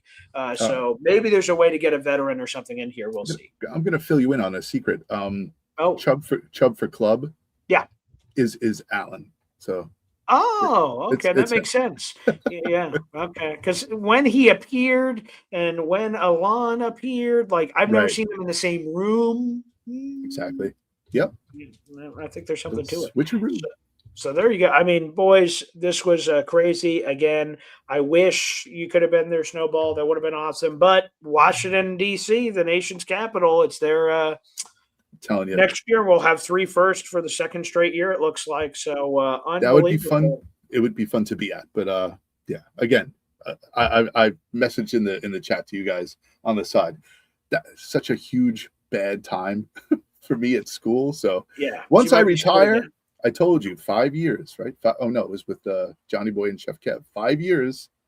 And when they hold the draft in Central Park in New York City, then that's it. Yeah. Look, I think they're high on Kiko if I'm not mistaken. I know.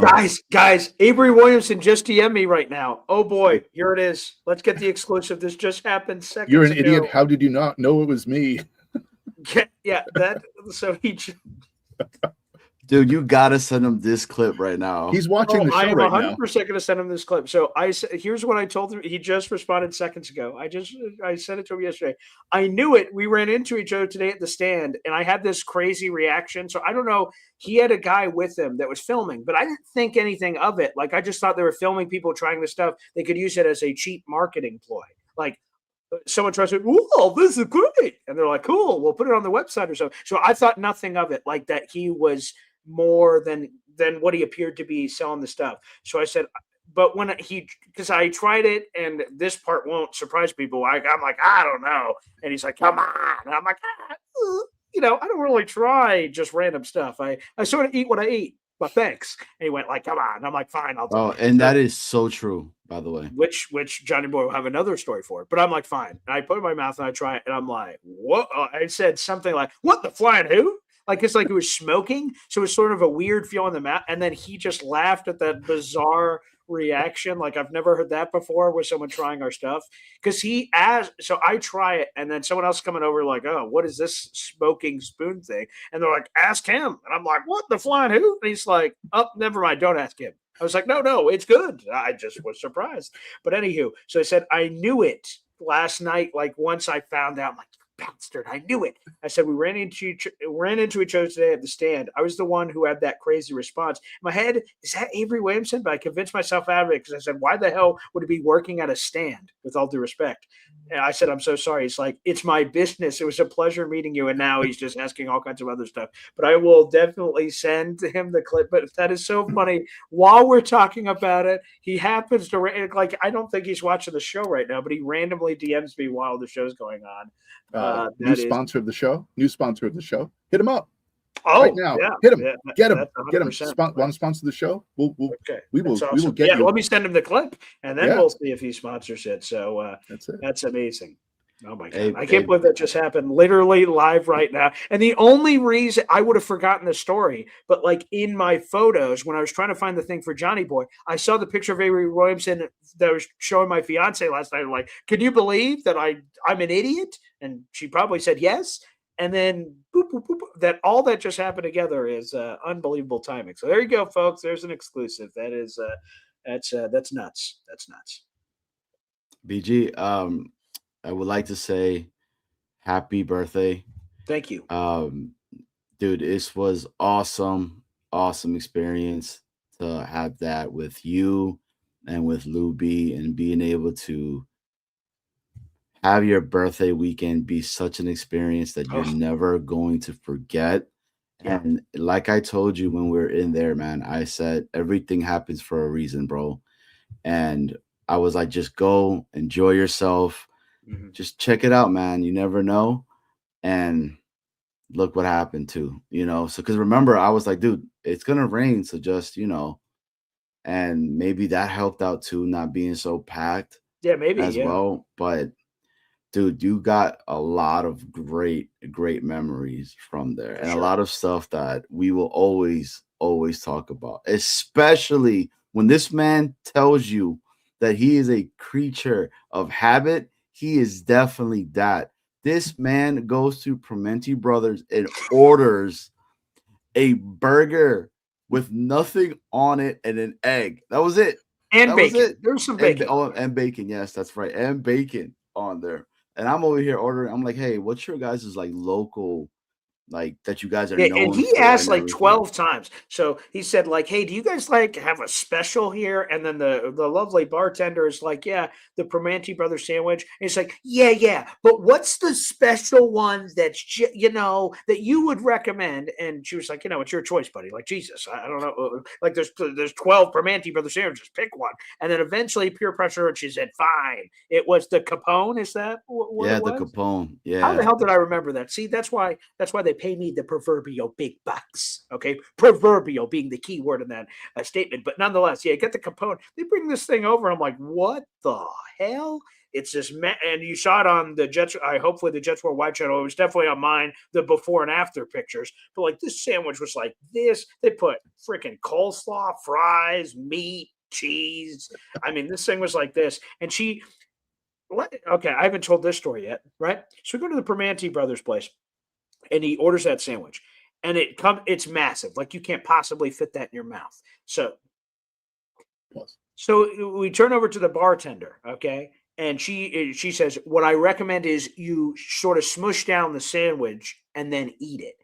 And in my head, I thought I knew what she meant when you smush down the sandwich. I'm like, oh, I think I know if I had the sandwich, what I would do to slightly smush it down to eat it. And Johnny Boy, like channeling his inner Hulk hands, just like, and like he like is destroying the sandwich with his like punching it, like the bread's breaking. And I'm looking at him like, what a freak. That's definitely not what she meant when she said, like slightly push the sandwich down. He's like beating it like I don't even know what to call you of how you were like, and I'm just seeing the bread getting destroyed. I'm like, now how are you going to eat it? And then guess what she says? She said, I would push down the sandwich and I would cut it in half. Okay.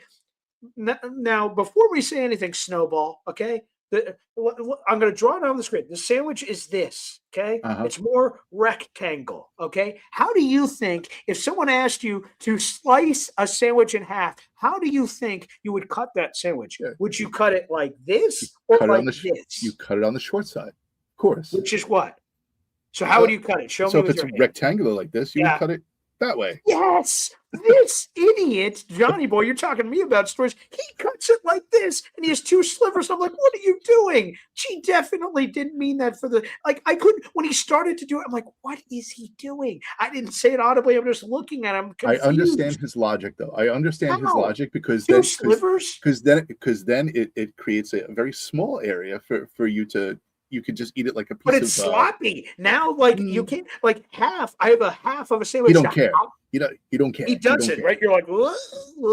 I couldn't believe. I'm so glad that this came up so I could tell that story because that's been in the archives. No one would have ever heard that story. So, yeah, Hulk smashed the sandwich. That was bizarre to watch. I had to, like, look around if people were seeing me with Johnny Boy as he was doing it. And then the way he cut it. Johnny Boy, what the hell? Explain yourself. Well, she told me to smash it. I don't think she said smash, but okay. You know, she did. She said, hey, you need to smash it down with your hands. And I'm like, she did not say smash it down. She did. So I was like, all right. So I smashed it. And then I don't like when I cut a sandwich or whatever, I don't like going like that, right? So I cut it diagonally. What do you mean you don't like going like that? Like a preferred option. Yeah, I don't like ice in my drink, or I like ice in my drink. Yeah, I just don't like that. You don't like the norm of society? You don't just like cutting a sandwich the normal way people cut a sandwich? I don't. I try to always be someone that goes against that, right? So I went and cut it like that. What are you going against the green for? Hey, and it was great. The sandwich was amazing. Dude, this is coming from the guy that eats a burger with a fork. Wait a second. There's proof. There's proof. All right. Okay. Yeah, we want to tell food stories. Let's go. Okay. We go to McFadden's. Okay. That's where Jake Esmond's party is. That kicks off this whole event, and it's amazing. What we're trying to figure out, because we don't know, Snowball, you've never been to the draft, is are concessions there? Do we have food where we're at? Are you just sort of stuck in the pit for 5 hours? So I didn't know what we were doing. So Johnny Boy over here says, oh, we should order food at McFadden's. It's a restaurant after all. I'm like, all right, that makes sense. So Johnny Boy's like, let's go sit at the bar. I'm like, all right, let's sit at the bar. We get food menus. And I'm looking at it. I'm like, hey, Johnny, what are you going to get? He says, I like a sandwich or something. I'm like, okay, I'm going to get a burger. And I said, I was going to get wings. What do you think? And Johnny was like, fuck yeah, get wings. And at first, in my head, I was half committed to the wings. I wasn't sure. I didn't want to. It's messy. We're all wearing our gear. So I was like, if Johnny Boy says I'm not getting wings, I wasn't going to get wings. We said, fuck yeah, why wouldn't you get wings? I'm like, wow, okay, all right. And I tell him, before we order these wings, that's great to hear, because if you didn't say that, I wasn't buying the wings. But okay, they bring over 10 wings. Okay, beautiful. We get our meals, burger and fries, and then we get the wings, 10 wings. Okay, so I start going to town. 1, 2, 3. And I look over at Johnny Boy, and he's still picking at 1, and I'm like, okay. So I start slowing down my pace, and then he finishes the 1 wing and then puts it down, and then is not going for more wings. So I turn to him and go, "What's up?" He's like, "I'm full." I'm like, "Are you shitting me? 1 wing? You knew there were 10? You pushed me to get an order of 10 wings, and you committed to 1 wing? What?" And I said, "Well, I'm not wasting these." So I start pounding through. I get to 7, and I'm like, I don't know. Can you finish the rest of these, man? You told me to go get wings. You pushed me over the goal line. You push my ass into the end zone to get wings. And now you're committing to 1? What kind of commitment is that? It's like ordering a thing of pizza and say, "Yeah, I'll take a slice." What do you mean a slice? If I'm buying a pizza, you better be committed to multiple slices. 1 wing, 1 out of 10, and you're trying to call me out for food? 1 wing, boy? And then he's willing to eat the entire Primanti Brothers sandwich, which is the size of a submarine. He eats that, no problem. But you have 1 wing? What the hell? If you take it into consideration, look at Johnny as a whole, right? Okay, so if you take his life into consideration, his job, right? Basically, he's convincing people to do things. How do you think he has 17 kids? Like, he has convinced his wife to have, 17 children. And then he got you to do the wings. So everything kind of makes sense here, right? He is just a convincer. He is the ultimate salesman. So next year he's going to be on the Jets, and he's going to try to convince people to, come to the Jets as draft prospects. I have to say this, all right? It just sorry. BG I apologize. Is there other languages in which you'd like to say it? I would accept those too. BG just looked so happy eating the wings, and he was just like, "Oh, this is probably the best wings I've ever had." He said that, and I was like, "Wow." I mean, the wings were quite nice, so shout out to McFadden's. See, so that's what I mean. So why would I, disrupt that? And he's there just going to town. After he ate a hamburger, which I ate the Steel City hamburger. That was 2 patties, all right, cheese, a mountain of coleslaw, and fries. Dude, I was full. I was like, he gives me 1 wing, which, by the way, was probably the biggest wing I've ever seen in my life. All right, everything is, man. It was like this big of a wing. Wings of all time. The wings were the biggest I've ever seen. What an embellisher you are. Anywho, the reason why I told that story is he says, "With the fork, what a loser." Okay, when we went to this restaurant, Primanti Brothers, I was not going to get an appetizer. I was just going to have my meal. And then Johnny Boy goes, "Hey, you want to have a pretzel?" I'm like, "Really? Now you're on the appetizer game? Are you going to eat this one?" And he goes, "Yeah, pretzel, baby." And she says, when he asks about this pretzel, she's like, "Oh, yeah, it's massive, big pretzel." And I'm like, "Are you sure?" I'm like, "Okay, I wasn't going to have an app, but okay, I come on a hook. So come on a hook. So obviously the app comes before the meal. We're eating the pretzel, and I eat like a third, a little more than that. Like I ate 40%. We're going to play math today. I ate about 40% of the pretzel. And then like Johnny Boy is eating pretzel, but not at the pace I am. So I stop at about 40%. And he's like, "Come on, Paul, eat some more pretzel." And I'm like, "Are you sure?" Like, I just want to split it because the appetizer was your idea. He's like, "No, go on, have it." So I ended up having 50% of the pretzel, which is sort of the math you're supposed to have. But I'm like, okay. So I have my pretzel and I get my meal. I'm like, shit, I'm a little stuffed from the 50% of the pretzel I just ate that you pushed me to eat, even though I wasn't going to get an appetizer to begin with. But okay. So I pound through the fries. I'm halfway through the burger, and I'm like, Jesus, I'm going to shed the bun here. Okay.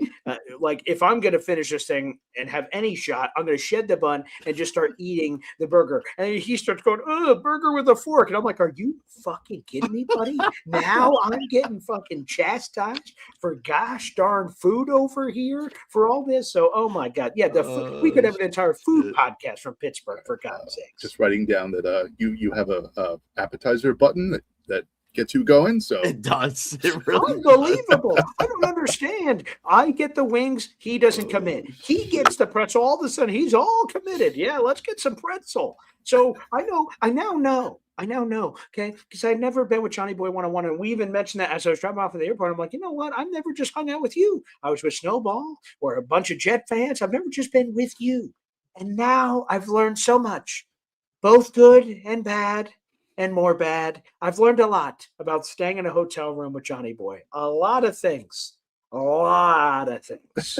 Okay. How he organizes his suitcase to the food choice, like, boom, there's a lot to unpack. But now I know the next time we go to a restaurant, I know how to play.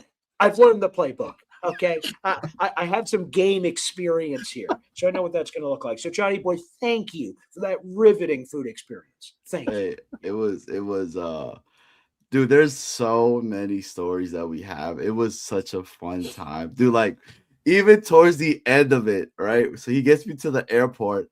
I get up and I see that it says arrivals, right? What an idiot. And I'm like, it's supposed to say departures, right? And I'm like, shit. There's no way for me to get out there. I'm like, yo, PG, wait. I gotta go to the departures. So I drop him off, right? So we get him to the airport. I drop him off. I'm like, hey, where do you want me to put you? What gate number? What thing? He's like, just fucking anywhere. I'm like, all right, you're the boss. You're the one going on the airplane. So I pull over, get out, emotional goodbye. See you, man. It was great. I hop in the car, reset the GPS, and I start driving away. And I see Johnny Boy going, oh, good Lord, stop. And I'm like, Jesus. So I swerve the car back.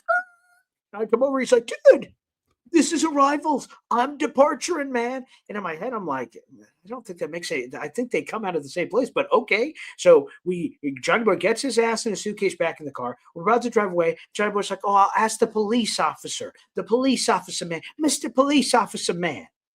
This is arrivals. I'm trying to be a departure. And at first he's confused, and then he's like, well, yeah, sure, you could spin around the entire place, or you could just go up the escalator. And I'm like, what an idiot. Johnny Boy's like, I'm in the wrong place. Go up the escalator, man, and that takes you to departures. I'm like, Jesus, this freaking guy, man. Unbelievable. It was pretty funny though. Like dude, dude, we had so many fun things that happened during this whole entire stuff. Like, but this guy is driving. Look, I wish Lou B was on because Lou B could be the individual. Well, he sent it in earlier. I mean, he did this. BG could be the worst driver in the state. Which, by the way, did you guys get in any accidents? Did the car hit anything? No and no, buddy. Okay, barely. I got you to your location efficiently. That's the barometer for success. What other barometer would you use? Well, reaching destinations on time, like dude, it was like Final Destination every single time for me. Okay, dude, there was at one point, that giant 4-wheel trucks or whatever the hell they're called that carries those big logs and all that, right? He goes, log trucks. Look, the thing is, look, man, I love Boy Green, okay, but holy shit, dude. So this is BG, right? All day, every day. We're almost about to get hit. He goes, holy shit, that's a close one. And I'm fucking right next to him. And I'm like, bro, I'm like this. Like, fuck, man. Like, I just want to make it to the draft. I want to see the draft.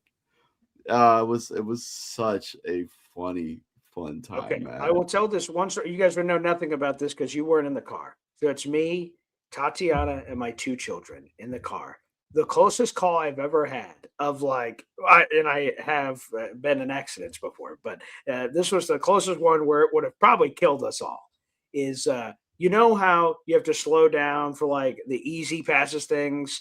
You have to slow down and then you like sort of disperse and all supposed to go to your exit. So we're on an easy pass, so we're coming out and there's a truck, but I'm running out of space. So I feel like the only option is to slam my foot on the pedal to squeeze by the Mack truck, or else, I mean, I guess I could have waited for him to pass and then went behind him. But I said, here we go. And just by the teat, we didn't get hit. We didn't die. But Tatiana's going, good Lord, good Lord, good Lord, good Lord. And then I'm like, And then we get through, and she was like, Jesus. I was like, whew. I said the same thing. Holy shit, that was a close one. So there you go. But we all lived. It all ended up being fine. So I don't know how I'm this worst driver of all time.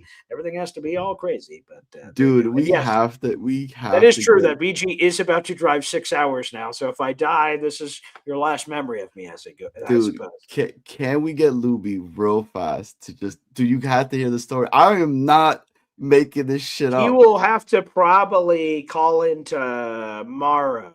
Okay, We'll, dude. we'll get Luby in for sure. But look, there's this one section when we picked up Luby, all right? yeah. And it's like we're like 15 minutes, 20 minutes maybe away from the draft. BG is putting it in his GPS, right, to get to the draft. That shit says an hour and 20 minutes. Okay. And then Luby's like, what the hell are you using, bro? He's like, look, it's saying it's going with the phone. And He's like, I was saying it was traffic. Okay, Right. it was traffic. Like Did you get because the we're at the draft. walking? So I said, "Oh shit, maybe there's some big construct." I have no idea, but I said it doesn't make any sense because normally it's like 20 minutes. So I have, by the way, it's not some ghetto app or anything I have on the phone. It's the stupid whatever it's called. It's called. I'm here on my main screen. It's called Maps. Maps. It's that app right there. It's called. Well, that's PayPal, but that's Maps, and it's just on the screen. And Now we know. I was using it, but I told everybody that I'm not a directions expert. That's not my area of expertise yet. Johnny Boy Luby, hey, when we were walking and having to use the GPS to get to place, hey, BG, where are we going here? I'm like, I don't freaking know. I've never been to this goddamn city. I don't know, man. Why do you keep asking me? And they said, but you have the app open. Yeah, to try to get a general sense of what the hell's going on. But I'm not the leader of this ship. I'm just on the ship. I'm just a guy mopping the back deck. Like, why are you looking to me to be the captain? Like, I don't know, man. So neither of these guys stepped up. And when Johnny Boy was making mistakes with directions, no one raised an eyebrow. Boy Green over here, geez, hello, look at this guy. Yo, So Lil B said, "Fuck it." I think, yeah, Lil B just said it. His comment, said, yeah. Yeah, 14. He says, Lil B Missed the draft. 14 minutes. Boy Green says, missed the draft. Bro, it was fucking, dude. We were, dude. There's just so many funny things that were happening, man. It was great. It was a good time. Like, these are memories that I think we're always gonna have. Like when he's talking about the suitcase, right? I have dividers and stuff like see, that. I right? wasn't even gonna look at that. Look at that trust, Johnny Boy. I was just Yeah. gonna bring up that it was a thing, but I wasn't gonna give the You intimate could. details. So if you want to give it, that's fine. But I will just tell you, when you open up that suitcase and you unpack, I'm like, what in the bleep? I'm like, what the? So you can explain your whole thing, but I wasn't gonna spill all your trade secrets here on the show. But feel free to do so. But whatever you were doing when you were unpacking, we get to the hotel draft day on Thursday, and I'm like, what is going on? Please. So, I travel pretty often, especially for work. So I have these dividers, right? It divides like all the different clothes. Like, you have your socks and underwears, then you have your, pants, and then you have your shirts and all that. And they're dividers. So when you put them in your suitcase, all you have to do is literally take them out, and then you could put them inside of the, little like, what are the shelves that they had over there. So it just makes it simple, very quick, boom, boom, boom, get in and out. So I do that. And BG is looking at me like with the most weirdest fucking face. He's like, fuck, and I'm like, yeah, man, I tend to travel a lot. So I have a lot of dividers and I pack stuff a certain way. So then when it's time for me to go, all I do is just boom, boom, boom, put it away again. This dude is just like looking at me like I'm freaking alien. And in my brain, I'm laughing at this shit because it's fucking funny. Like even with all of my chargers and stuff, right? I have dividers for them so it doesn't get all tangled up.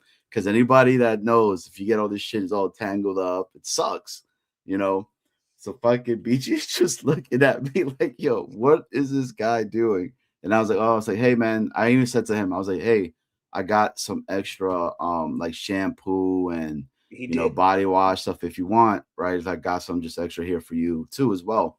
And he's like, oh, thanks, man. But my fiance went ahead and did thank God for her, right? Because I just would have put a toothbrush, my deodorant, I just put a game, and I was like, "That's cool." Yeah, so I don't know how he coexists in the hotel room, right? Because so he makes his bed every time after he's like he makes it. His suitcase is like everything's individually wrapped. Here's one sock. Okay, here's one sock. Okay, and it's wrapped in its own package. And then he's like transferring it to the dresser. I live out of the suitcase. I didn't put anything in the dresser. I just flip it up. Yeah, the underwear are sorted in this section. The shirts are sorted in this section. This. So I don't know if he was like no, it's supposed to be in the dividers. It's supposed to be in the dividers. So I have no idea what the hell was happening. But our two existing lives in the room, I thought were. I thought there was going to be some punch. You ever see that movie Up in the Air with George Clooney? I have not. Yeah, watch it because Johnny is George Clooney when it comes to packing and flying. Yeah, go ahead. Yeah, so picture an accordion, right? And you know when the accordion is like in, it's nice, and then this is a suitcase, right? And then it goes like this, and it's just a giant stuff with it just pops out, right? That's exactly what this guy was. And I mean, but look, like, you know, I was cool, man. I didn't care. I was like, you know, it was, dude, I was just happy to be there and all that. And look, and I have to say this again. I'm gonna say this, BG's awesome. Guys, like he is a really good person. He's a really good. So is Lou B as well. Sounds like both of these guys. It was a great time. Wait, I did not. I did. Wait, real quick. What did you just say, Johnny boy? You think I'm what? Great time. Yeah, you think I'm a great guy? Please go ahead. You know, it was a good, like, we both looked out for each other constantly, you know, the whole nine, all of us, like, even. Which, by the way, do you have anything displayed? Speaking of how great a guy I am, do you have anything displayed in there you'd like to show? I don't. I still have it downstairs, but that's what I was getting to. So, you know, he's like posting these awesome pictures of Curtis Martin. And then I tell him my Curtis Martin story about my father, that my father used to work at the Garden City Hotel. And Snowball, you know where that's at, right? The Garden City Hotel. And I spent my wedding night there. Yeah. Yes. So Curtis Martin, he used to live in the penthouse in Garden City Hotel. And my father, you know, my father's a big Jet fan. And so my father, by the way, he's in the haunted house. I also have video proof that damn place that he's yo, that's another story. This dude is anyways. You know, stay on track, Johnny boy, for God's sakes. Because I keep seeing that damn couch or wherever it keeps floating, bro. It's weird. But anyways, so we're there. We come back to the hotel. So I'm telling the story as we're walking, blah, blah, blah. And I'm like, hey, yeah, my dad has a Curtis Martin picture with him and my pops and all of that. Like, I really wanted to, you know, try to get a picture with Curtis. Because I love Curtis Martin. Curtis Martin is my favorite running back. And, you know, so he's like, hey, I want to tell you something. And I'm like, fuck, man. Anybody's ever said that to me is like, I'm pregnant. I literally said that shit to him. Okay. I was like, are you pregnant? He's like, what? No, fucking weirdo. I'm just fat. Yeah. So, right. So we're there. And he's like, hey, man, I got this sign for you. And I'm like, what? What do you mean I got this sign for you? And he's like, dude, I want to give you the Curtis Martin signed hat. Bro, I was like, holy shit, dude, this is fucking amazing. I was like, yeah, but then he says this to me. He's like, but if you die out of nowhere tonight, I will fucking take that damn hat out of your cold hands. And I was like, I won't. But no, man, honestly, dude, I already ordered a thing that's gonna be coming in. Good, you should put it in a case. Yes, you know. But yeah, look how beautiful that damn signature is, man. It's amazing. Can I ask you something? The choice of attire for day 2, right? How do you not wear a Curtis Martin jersey on day 2? Bring your Curtis Martin jersey. That's another story, dude. You would have had a hat and a freaking signed jersey. I would have. So here's the first off, real quick on that. The God honest truth is, I believe it was either first or second because they both were their teammates, so it could have been one or the other. But I'm fairly certain the first jersey I've ever had as a Jets fan was Chad Pennington. But it's possible it was Curtis Martin. Curtis Martin obviously was, you know, he came in right with Chad. So it could have been Curtis Martin first. But that jersey I will give to my son and or daughter one day.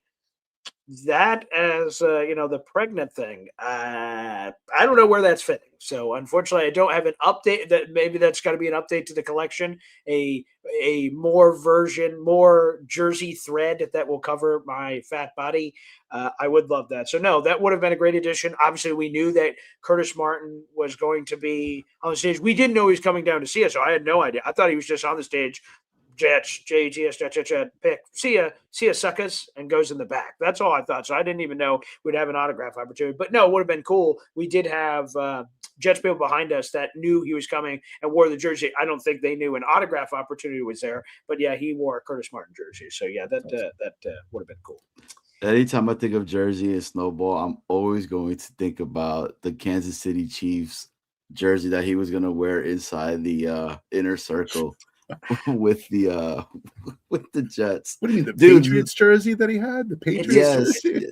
Dude, Lou B, bro. Yo, we have to get Lou B here because Lou B is the only other person that's gonna understand what I'm talking about. All right. And I promise. We told a little bit of it yesterday, but I don't think we had Lou B on the show yesterday. Maybe we did. I don't know. All the days are blended together. But we will make sure we get him on, and we'll share more stories from the jersey and everything else. Apparently, with the diner, the food, everything. We had like a million stories, apparently, that are going to be shared. I just want to catch up on a few things because some people sent in Super Chats and membership. So, number one Austrian Jets fan gave 5 Boy Green Coffee Club memberships. I'm going to definitely add, I have not yet with our limited time, but our Jet chants from the draft to our new video section here, which I can't wait to use. That's going to be really cool. But for now, thank you, number one Austrian Jet fan. Kevin James. I just got 3 things to say. God bless our troops. God bless America. And gentlemen, start your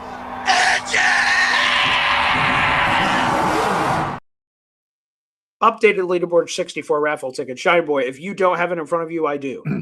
You don't. That's okay. I figured because it happened a little bit ago, but we're in the middle of a bunch of stories. Here are the 5 new members to Boy Green Coffee Club. Bob Lederer, welcome to the Boy Green Coffee Club. Great to see you in here, Bobby.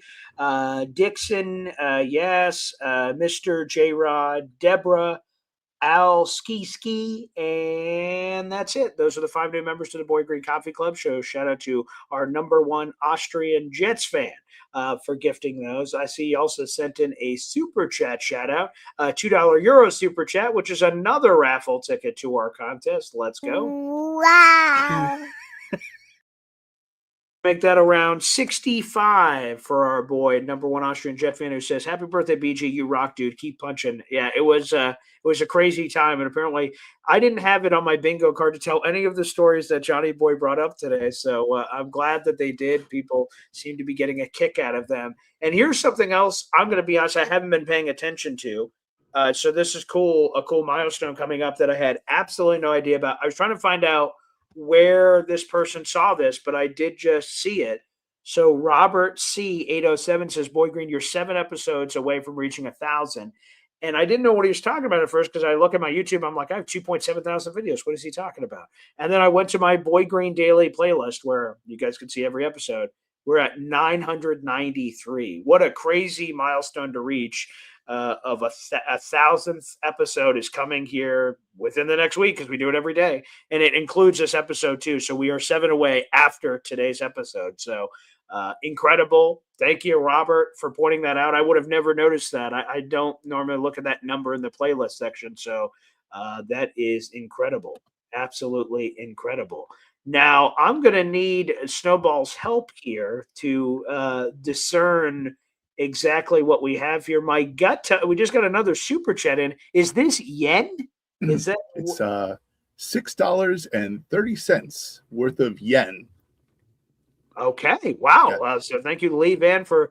So I was right on yen. Okay. Way to go, Paul. Pat yourself on the back, buddy. Okay. Very nice. So we just got 1,000 yen, which again translates to $6.30. So you now have a fistful of yen. For those There of you you who go. know, you know. Do you know the Yeah. reference? Wow. Do you get my reference? I do not. I do not. Okay. Put in the What's chat that if you from? know what I'm talking about. A fistful of yen. What is that from, Snowball? It's from a movie many, many moons ago. So if bonus points to anyone who knows it in the chat. Okay. We'll There leave we it go. as a We'll see trivia if we can question. get it.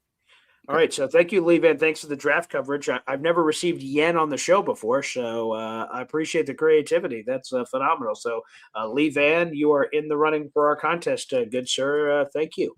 Yes, sir. Excellent. All right. I will add this. I should just keep it as 1,000 yen in here. That'd be a funny thing to see later. But okay, Lee Van, you are now in the running. Beautiful. Shout out to our guy Lee Van, man. What up, Lee? Thank you. So thank you everybody for the super chat so far. This is I'm getting a lot of Clint Eastwood. Fistful of dollars. Clint Eastwood. No, it's 70s, early 70s. early 70s movie. I don't know if anybody's ever watched it, but it's called the Kentucky Fried Movie. So yes, there it is. Dan Hollis got it. Yeah. Okay. Okay. I'm going to have to add that to the bucket list. So incredible. I want to shout out the 600 people that are watching the show right now, including over 150 here on YouTube. Appreciate that. Again, we are now, let me hit refresh to make sure this is an accurate number. We are 6 people away from 8,600. What a cool surge being at the draft. A lot of fun. And apparently a lot of stories and more stories. It's overflowing stories. I thought the show was only going to be an hour. We're at 2 hours. And if I open up the phone calls, it would be 12 hours. So I do have to drive back with the family. I have no idea what the traffic's going to be. Hopefully it won't be crazy, but people, I promise we'll open up the phone lines tomorrow. We're going to do a full draft with you and Drew Beatty and then the phone lines. What's that, Johnny? That's another story, dude. With the hours of the show, man. Oh, because yeah. There's a million stories. One leads to another, so we will do that. I do want to give you guys, of course, a chance to plug Jets Worldwide. You were represented there on your T-shirt, Snowball, and also at the draft. We tried to do some videos and different stuff together. So, yes, please, guys. You guys obviously also had draft coverage on your channel, and some of it we collabed together on that we put through. So, yes, boys, please give a plug for Jets Worldwide. I want to thank you both for solving my FOMO. You guys kept me in the loop the entire weekend. We were live Friday night on Jets Worldwide from the draft. We had Johnny Boy there. So in the future, if you're watching now or if you're watching this video days from now or tomorrow, whatever it is, hop on over to @Jets Worldwide, all one word, on YouTube. We broadcast every Friday night from 7:30 to God knows when. But catch us Eastern Standard Time, 7:30 p.m. We are gaining momentum. I'm telling you, this man, Paul Esden Jr., a.k.a. Boy Green, on YouTube, got us basically to, kind of like on the uptick with subscribers.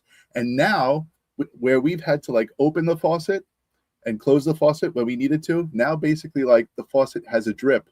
So it's kind of like the subscribers are coming in without us even touching the faucet handle. It's like we don't have to be on anymore. Now they're kind of dripping in even when we're not live. So we're starting to get a lot of momentum happening. So join the Jets Worldwide bandwagon and come on with us, because the Jets we're going to be very successful this season. You want to be a part of it. Hell yeah. Johnny? Oh yeah. Jets Worldwide, baby. 7:30. Friday, dude. I'm thinking right now because I got I got some rest, okay, and my brain is starting to remember all the different shit that was going on. Make sure you have to do this, because it's funny that a lot of these stories that we just sort of shared on the show just sort of came spur of the moment. Write down a nugget, because one thing will lead to a story. So write it all down somewhere, because there's so much I forgot, to be honest with you. And then just as we start going, the stories are coming. So make sure you get a notebook out or something and then write down some of these things. And this will seemingly be content for many, many weeks to come, years to come, probably. Even that, all right. I even got a story about the fucking notebook that he just said what he's talking Yeah, about. Like, that's another story. So we will have to unpack all of that. Two things here. First off, for any of them that continue to come and the ones that have hit, two things here or three things. I don't even know how many things. I'm running out of things. One, anyone that's reached out with pictures or videos of us at the draft and are sending it to me, if I haven't responded, it's not a rude thing. I'm overwhelmed with it. I'm going to try to catch up to all of it. And pigeon carrier, smoke signal, handoff, however you've shared those stuff. That's amazing. And I want to go through it and I'll try to respond to all of you. Number two, all the birthday messages, super chats, memberships, and all that other stuff that's come through. That's been super cool. My phone's lighting up in the middle of the show, apparently from Avery Williamson, who I have to get back to, and everything else. So that's pretty cool. And embarrassing that which is its own story. So a lot of crap is going on, but yes, we'll make sure we open up the phones when we come back. I've got a 6-hour drive coming up here. So thank you for bringing up the traffic that I'm inevitably going to hit, Craig. So I'll see you guys. Hopefully I'll be back for Boy Green Daily tomorrow morning. Hopefully I'll be there for that. Thank you. I appreciate your support. You're in Pittsburgh. That's like coming home from a Jet game to Long Island. It's 5 hours and 54 minutes. Well, I can't wait for all that. That's going to be terrific. So with that being said, I'm going to pack up all my shit and head on the road. Thank you, everybody. If you're watching us live, like the video. You can do me a favor on the way out. And again, hit subscribe. If you're watching after the fact, we appreciate it. Hopefully you guys checked out our draft coverage. If you didn't, you can catch up on all the shorts. There's a lot of fun stuff in there, recapping different things and live moments that we captured. I have more stuff in the phone I'll try to catch up on and post a bunch when I get back. But yeah, six subscribers away from 8,600. Pretty crazy. And man, I know 10,000 is going to happen at one point, just like 1,000 apparently is going to happen on this show. And that's going to be a cool moment, certainly, when it happens. So, boys, thanks for sharing this with me. Shout out to Matt Lombardo earlier for the biggest winners conversation. You guys can rewatch that if you want. And unbelievable. What a time. Please happy birthday, BG. Appreciate you. Happy birthday, brother. And make sure you put in the correct direction and make sure you take off walk. Not Yeah, I have been used to doing so much of the, like it says car and I'm like boop, walk, as train options, there's all kinds of things, but I will go from walk to drive. Boop. I will make sure I click that in. That was amazing. Let me look through the super chats one more time. I want to make sure I didn't miss anybody that came through here. Hi, Avery Williamson. I know you're watching. Say what's up, Avery.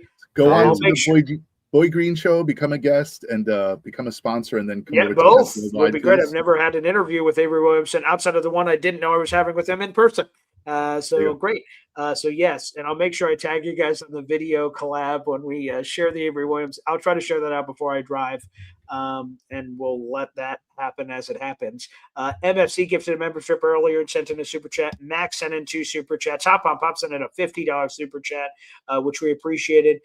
JR Jet sent in a super chat. Chubb for Club. I got to get used to that one. Gifted a membership earlier. Great. Best name.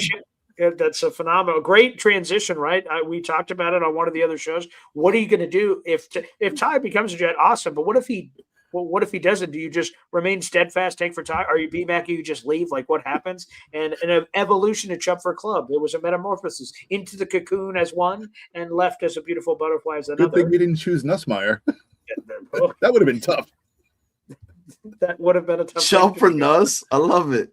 Yeah, there you go. It writes itself. Oxford Jet fan gifted 5 memberships. We got gifted a $2 Euro super chat and a 1,000 yen super chat. So a little bit of everything on the show. I didn't miss anybody, thank God. I just wanted to make sure at least the file I have. That was a fun show. Hopefully you guys had a lot of laughs, got some information.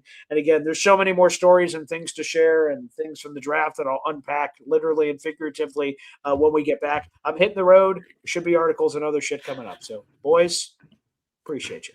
Brody Strong. Happy birthday, brother. Happy birthday. Thank Smash you. the luggage, okay? Smash the luggage. I don't think it's not going to be necessary, but I appreciate it. And I will try to take the word you're using, smash, and try to make sure I don't drop an elbow on my suitcase and break anything in there. So thank you. I will lightly, sort of pack away whatever is necessary. But we'll see what happens. Everybody, thank you so much. We will see you again soon for another Boy Green Daily episode. Thank you to the 600 people in the room, and we'll see you next time. Take care.